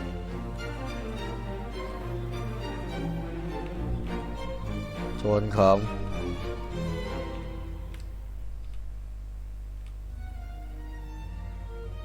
Nhiều đi quát này, ngon. 300 440 mà 445 đi quát. 50 lap 450 450 450 450 450 451 452. Được không? Dạ được, xít được. Zanna thực sự thì nhiều ấy. Bây giờ phải được 5 round thắng cơ thì mới được cộng 2 đồng. Là một round chỉ cộng bao nhiêu? Từ 2 đến 4 chỉ cộng 1 đồng thôi. Nghèo đét. 1,6k 138m. Bắc. Ê bác. Ngủ ơi, tôi bình quá. Không được. Phải quay nốt.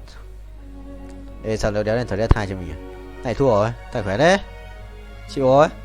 Êu, cái gì kia có dòng ánh sáng. À, bắn tàu ra một cái đồ ánh sáng ngẫu nhiên à. Chịu rồi, dòng ánh sáng thì thua. Chịu. Thầy thua. Thầy chấp nhận.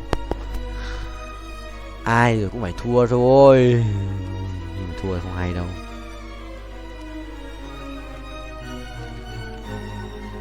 Ai rồi cũng phải thua thôi. Mày perfect. 300 mấy lap vậy. Em quay anh ác quỷ à. Cheers. Nổi không? Nổi không vậy thầy?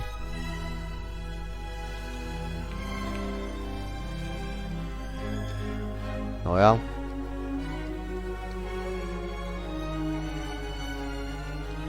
Ôi kìa, đâu được. Perfect rồi. Ôi hỏng. Một lần thôi. Rồi, hay.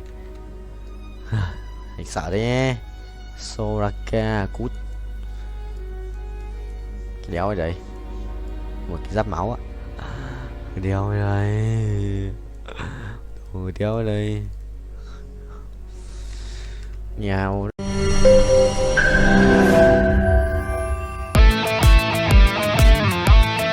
দরকার পড়লে একটা রিকশাওয়ালাকে বিয়ে করবো, তারপর তোকে বিয়ে করতে। তুমি যদি মরো যাও আমি তোমাকেই বিয়ে করব। দেখো বিয়ে এত সোজা না। 5টা কন্ডিশন। কয়টা? 5টা। আমি জেডি সাফায়েত রমরাজন। স্যার, এটা তো ভোটার আইডি কার্ড স্যার। বাড়িতেই করবেন নাকি হোটেলে? না আপনি যেমনটা ভাবছেন বিষয়টা তা না। হ্যাঁ, আপনি তো করবেন। তোমাকে দিয়ে হবে না, আমি জানতাম। শুধু সময় নষ্ট করো না।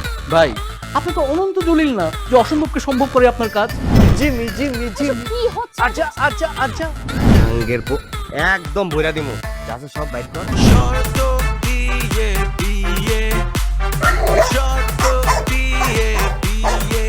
ভাই, যে বয়সে মানুষ গার্লফ্রেন্ডের কামড় খায়, সে বয়সে আপনি কুত্তার কামড় খেয়ে হাসপাতালে ভর্তি হয়েছেন।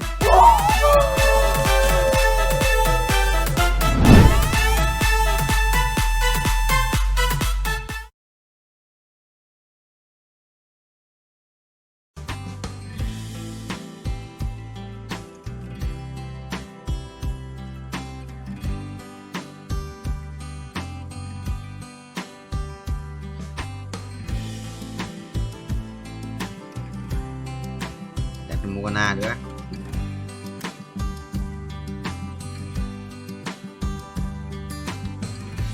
Được. Nhọt. Không biết đánh với ai luôn. Thôi, chọn pizza đi. Pizza. Last match for me broccoli ơi. 2,3 tỏi. Ri auto sữa binh chili. quỷ ác, quỷ phi phai.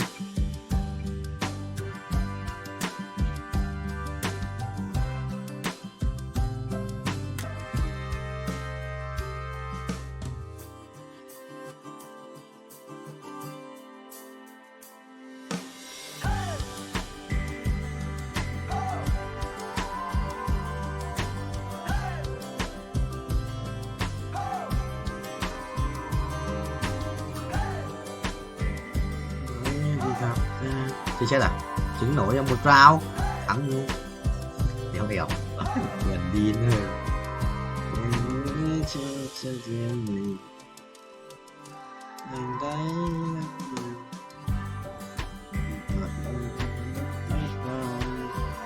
Nếu biết nổ ra cái gì, mau nổ ra một tí cái bốc đồ xong, phun đồ. Bài khỏe đấy. Đứa nhỏ học bài khỏe đẹp. Amu chưa ba học thôi. Amu trước Amu hai đồ one sự kinh cơ. Amu này cũng có đấy. May mà xếp chéo carry nhé. Không xếp chéo carry chắc là thịt cút rồi. Rồi, hay thắng cút. Ô, trời ơi thằng bà sẽ chết. Càng ấy càng bà cút mày. Bà đi còn lia hai đầu. Cái ra sấy. Cút. Mày đi. Bye bye. Rồi lỗ trứng. Xong. Lại farm tiền à, lại farm tiền rebirth à?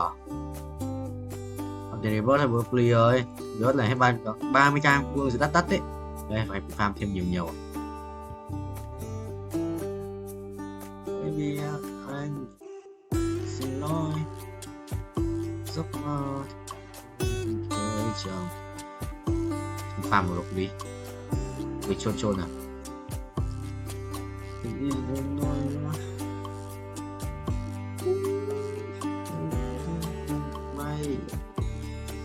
Sao gặp nhau chuẩn không? Sao gặp nhau chuẩn không? Broccoli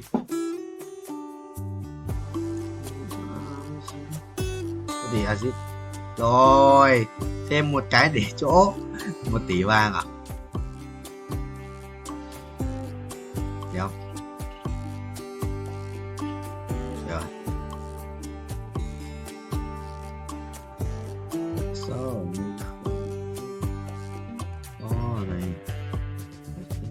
sư đi, xích sàn nữa xong. Nếu anh nhớ không nhớ, em thích ăn dầu cận. Thế nhà quản lý sàn nữa xong. Rồi, tất cả gần như là đều 3. Giờ sẽ in lao 3 nhé. Đẹp đéo làm gì nào. Làm gì này. Rồi thêm gì. Rồi thằng nào đây đấy, thằng Xét ạ. Xét 3 đồ ạ. Kinh ấy, Xét 3 đồ ạ. Nó lỗ 1 tỷ vàng với cả cái ấp chết làm chi vậy, lỗ ngu đấy. Đéo mày dạy lỗ hũ đấy, léo rồi lấy trứng này trứng thối à? What the hell, thua rồi. Thắng. Đều thắng rồi, rồi điều. Lần đi. Giờ biết tao lỗ trứng ra cái gì không? Lỗ trứng là cái bị chiến thuật với cả 1 tỷ vàng. Đéo phải làm gì? Hả? Trứng rồng.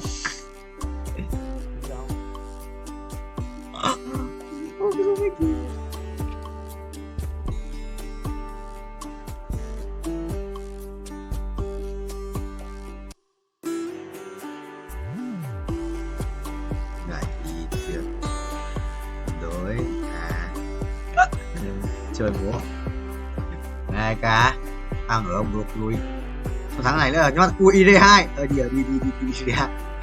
ID2 ạ. Nice, khỏe đấy. Gần lắm không đối carry vào chứ. Không sao, anh tin là mình có thể làm được nhé. Rồi xong chết con đấy rồi. Rồi thằng bóng rồi, thằng bóng còn anh. Rồi trừ một thằng, thằng không trừ à? Nice. Nhà tới không có cao đi chơi là giờ đọc mặt. Đâu cần qua thì không chỉ một tâm đầu vậy đó. Chuẩn không? Sao bên này? Ok broccoli. Sự chôn vì làm farm minh ấy. Thực sự là một A. Anh ấy bị đục lỗ ở người nên phải biến thành robot. Thân trên robot à? Pacific.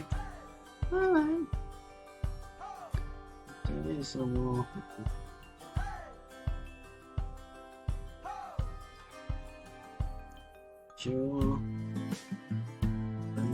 muốn theo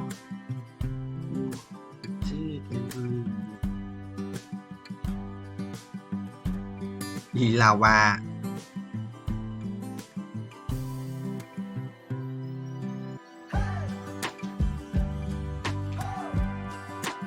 sinh nhật tôi nhá nói thật số thứ gì về hai 452 dạ theo một pháp sư ấy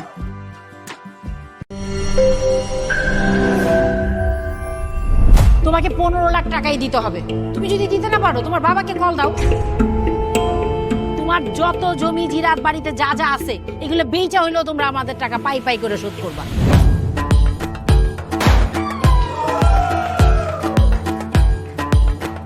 একটা ব্যাপার কি খেয়াল করছো শহরে কিন্তু দুইটা রূপ রাতের এক রূপ দিনের আরেক বেঁধেছি ঘর হৃদয়ের পর গাঢ় সবুজ ওই গহীন বনে আরে ব্রো সবসময় চিল থাকতে হবে কিচ্ছু মাথায় নেওয়া যাবে না ভালোবাসা হচ্ছে একজন আরেকজনের উপর ভরসা করে একজন আরেকজনের হাতের উপর হাত রেখে এই জীবনটা কাটিয়ে দেয়া কিছু মানুষ এই রাত জেগে থাকে আর টাকার বিনিময়ে সুখ খোঁজে বসুন এখন তো সিরিয়াস হওয়া উচিত তাই না আমি তো কোথাও যাচ্ছি না পার্টি করতে তুমি কেন যাচ্ছ কেন বন্ধ করতে পারতেছো না বলো তো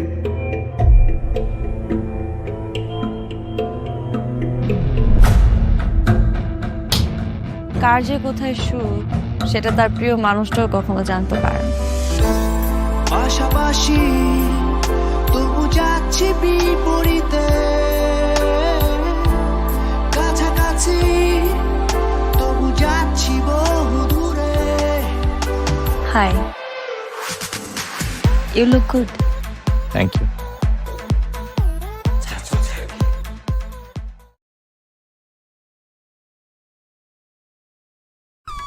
rồi đấy bắt đầu zone 7 rồi quay đây còn bỏ lên huy với anh nhanh nhỉ được đây với anh nhanh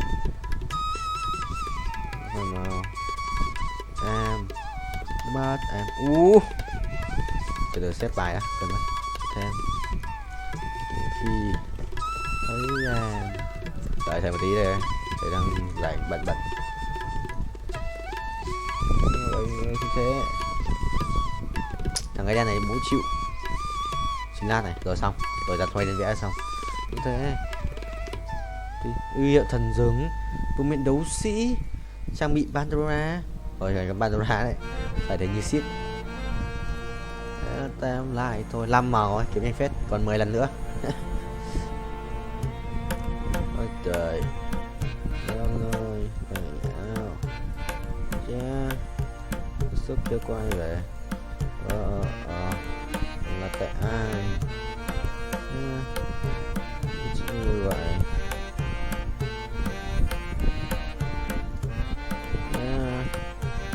chưa quay về tại ai như vậy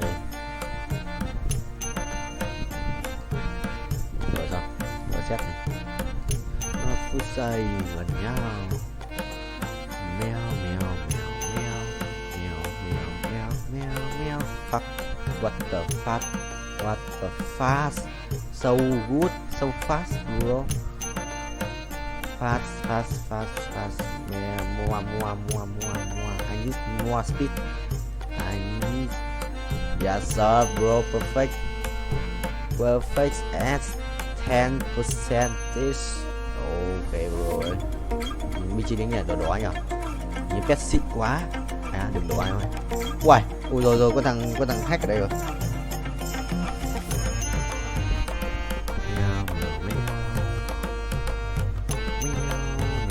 giờ của rồi tôi thành giờ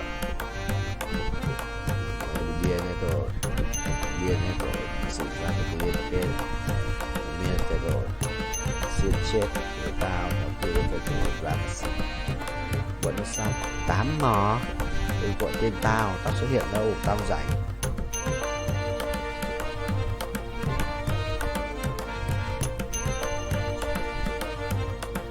đừng nói đừng gọi anh lâu chạy xem khoảnh khắc ban đêm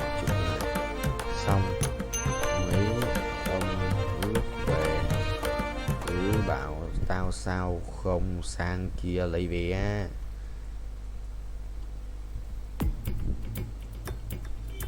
Chậm lại, chậm lại, chậm lại, chậm lại.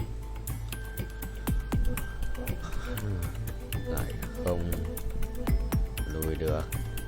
Rồi đi tập cho hoa sinh nhật đẹp trai.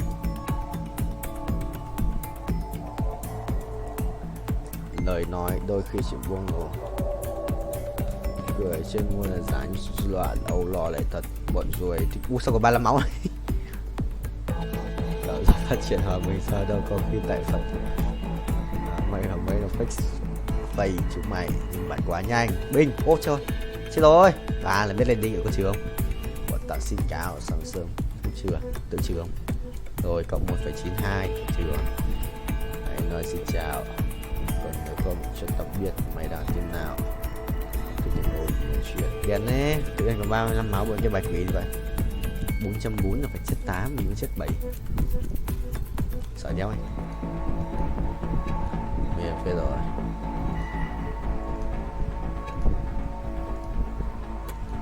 Kêu à. Điền này rồi.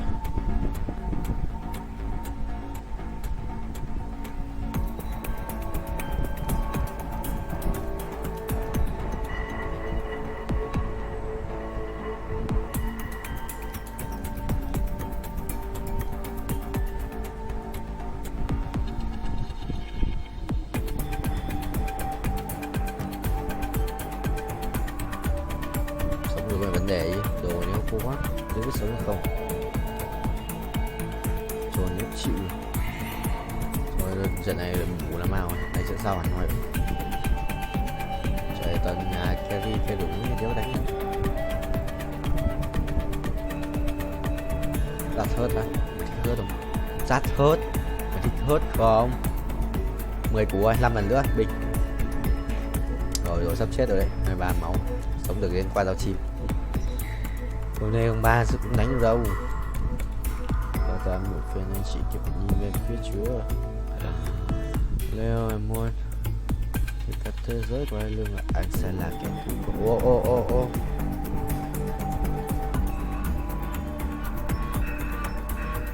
Tự nhiên đi. Tự tin nhỉ.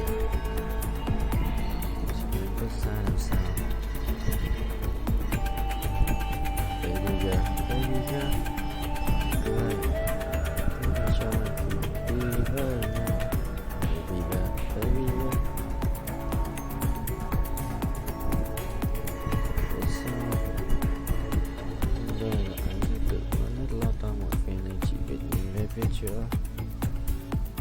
Nếu mà muốn anh em mãi lo nếu anh vào binh chi linh không thì có binh chi linh không hả thầy? Phong độ tìm em Bình ra làm sao? Rồi hồi này Flash 3 Arriva đéo biết đánh được không? Flash vất đau lắm. Chết rồi, thắng trận cuối cùng. Thôi trận này là trận sau tuần nữa thì cút 5.1. Sao xuống phong độ tìm mình chọn anh xuống. Rồi binh chi linh bay một chút là binh chi linh. Baby girl 30 phút à? Ai á? Mày trốn không?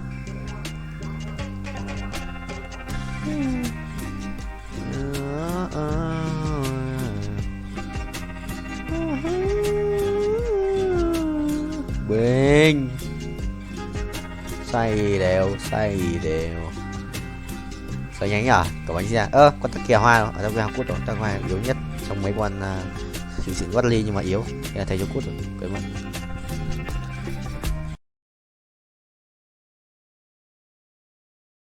ভালোবাসা সুন্দর, ভালোবাসাও সুন্দর। মানুষ নিজের অজান্তেই ভালোবেসে ফেলে।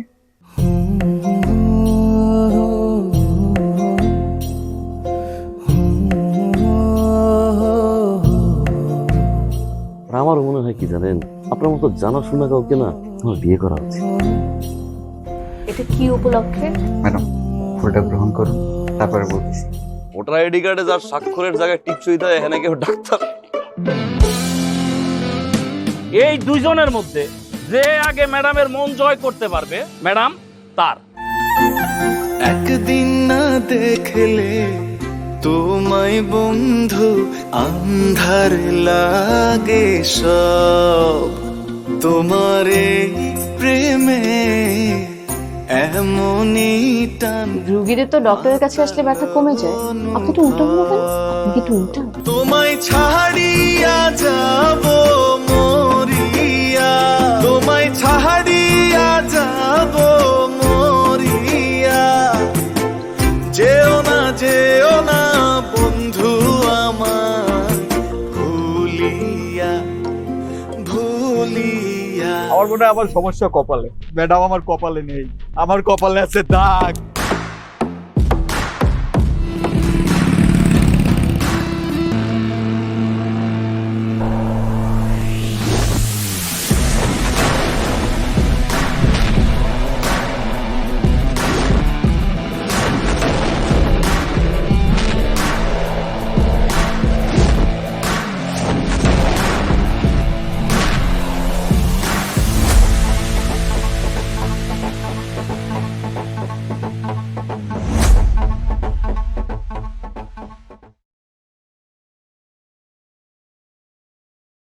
Rưỡi rồi Quang, đi học từ 5:30 bắt xe buýt ở bến xe Mỹ Đình, đi học từ 5:30 sao?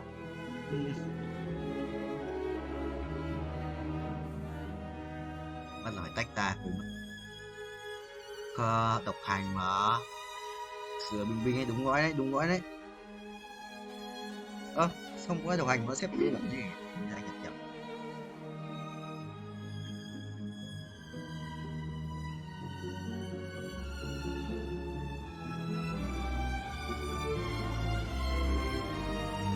Yes.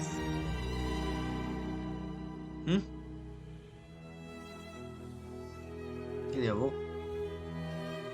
Baran à? Baran là vô. Cái gì?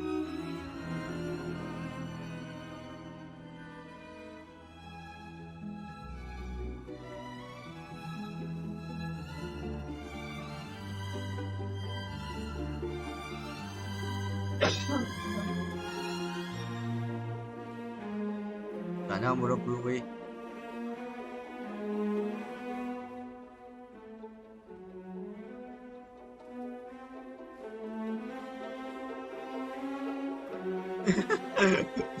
Ai à, mày quá đi.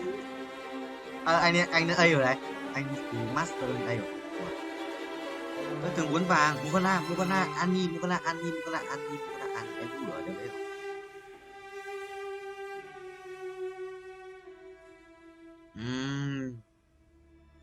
Giàu nữa.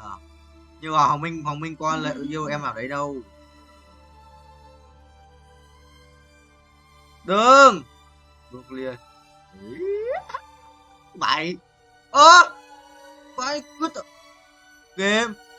Ê Dương ơi, tao lấy trứng không? Tao chạy ngang qua trứng ấy, đến nó trước mà còn cái chạy dọc xuống vào sau tao vẫn lấy được chứ. Sơn bố à? Game chôn à? Sơn bố.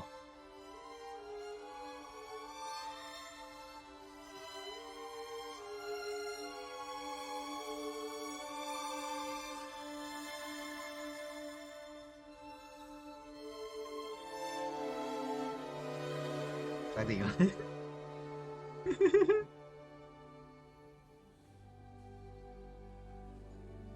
Đúng rồi, sao mày đi rồi, mày đi.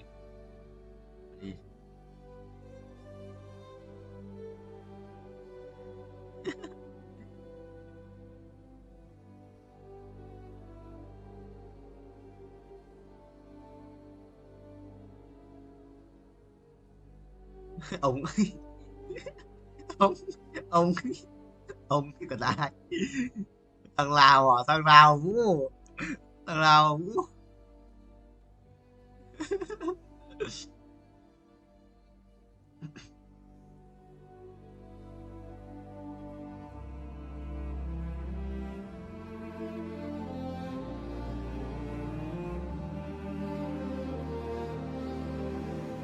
Chơi gái à?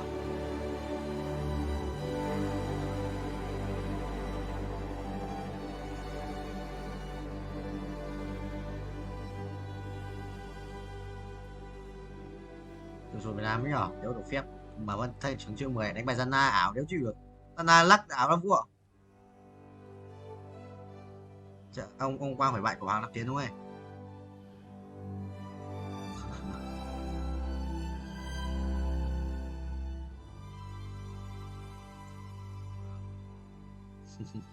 Nghe cũng nghe không, học kinh doanh. Nghe chôn lắm.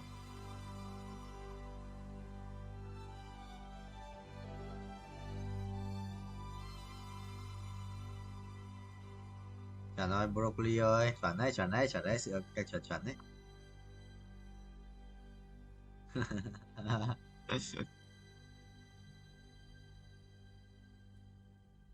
Ô, bài gian nam bị ngu à? Ê Dương ơi, bài gian nam lắc.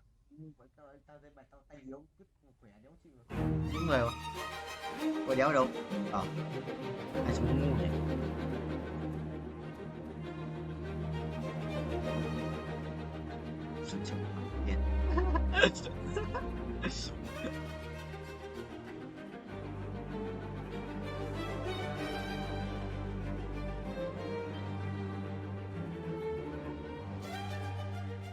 Gây lộ ông.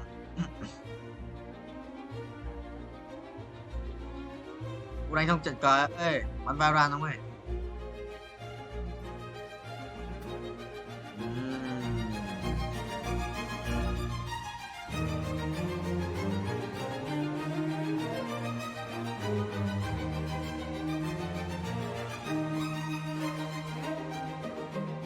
Đấy ghê. Ơi bị bàn đấy.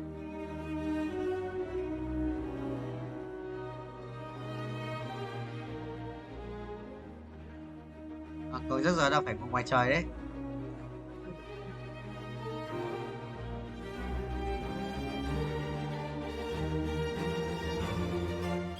Còn ngày khỏe nhờ, mình thắng không nhở? Mình khỏe điếc mà.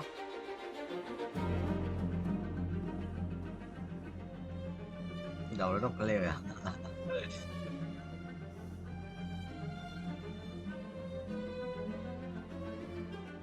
Rồi, thằng này khỏe rồi, làm yếu điếc.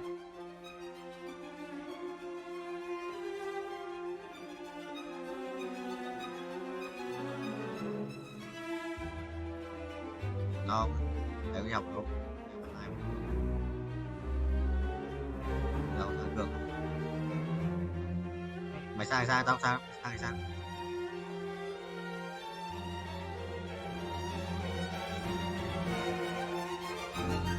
Điểm sôi sục và quá.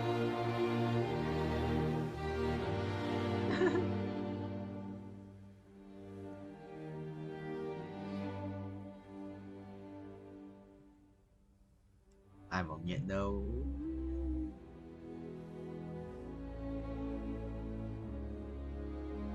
Sụp mặt lắm à. Có ăn đi phải không? Có ăn đi vậy.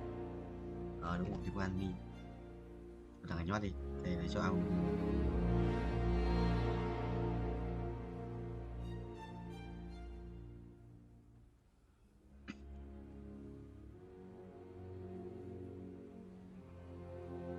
Có thể cho ăn đi thì gì chuẩn. Bảo Linh à, Bịch Lao à? Bạn thôi à? Bạn thôi.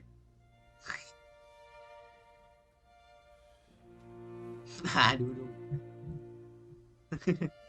Đu đu à?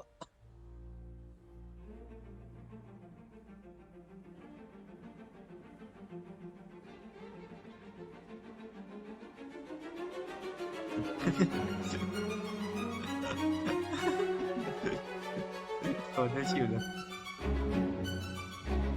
Mày ăn đi cho khỏe hơn đấy, một vui ơi. Hoàng Hạ Long à. Mày Hạ Long cay à? Mày xinh không?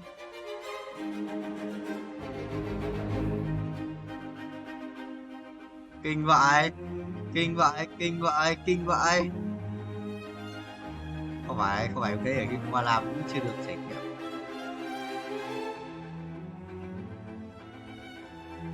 Quang à?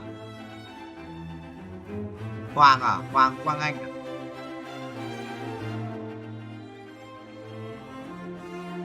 Sao nhót tại Hiếu? Tại hôm nay thi giải tích à? Hôm nay vừa anh thấy có thằng đăng bài mà Hiếu. Vừa thấy anh thấy đăng bài là những bạn được 8 điểm cộng trở lên cứ kêu thấp. Mình còn được 3,5 đây này. Hiếu đăng à?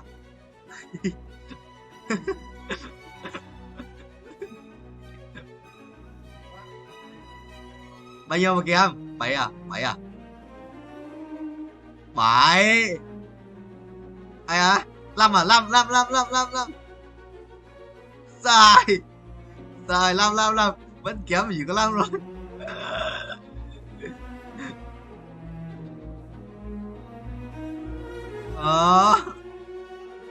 Câu nào cũng làm được nhưng mà làm sai. Mày không Hiếu ơi. Nhưng không phải có điện thoại của Hiếu. Ồ, cái điện thoại không chưa hả? Em bảo không phải cây có điện thoại không vậy? Để giải mới. What?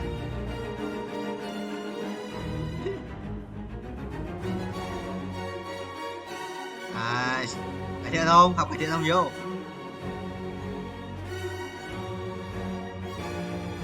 Quang đi rồi. Đi. Đâu, ý là đi ấy, đi rồi học em đi.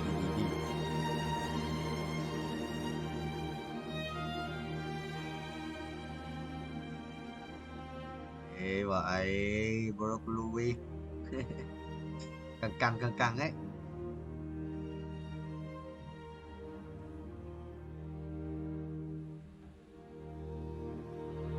Tưởng Hiếu về quê lấy điện thoại cái gì mà. Ở đấy, nhưng mà dịch lắm Hiếu ơi. Bạch Hầu 15k M1 ở Bắc Giang. À, còn 7k nữa.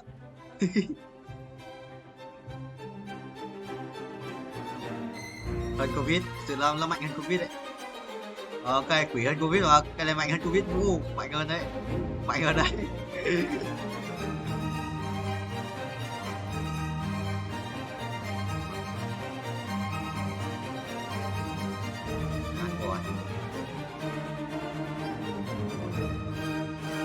Nice try em quả.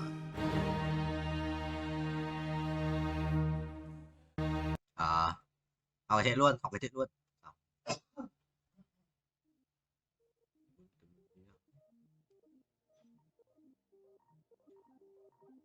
Tuấn đâu rồi? Tuấn đi rồi.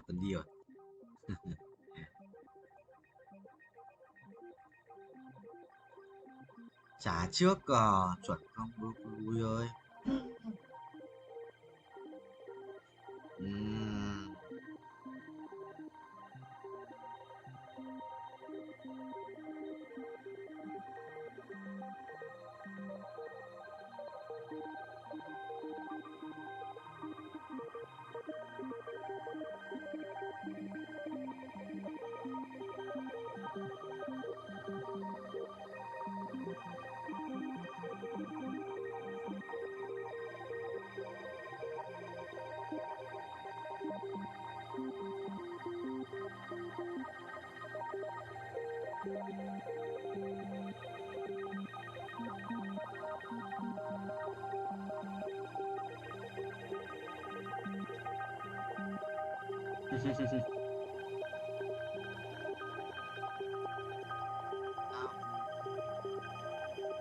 Chuyện gì? Rồi, kích vậy rồi nói.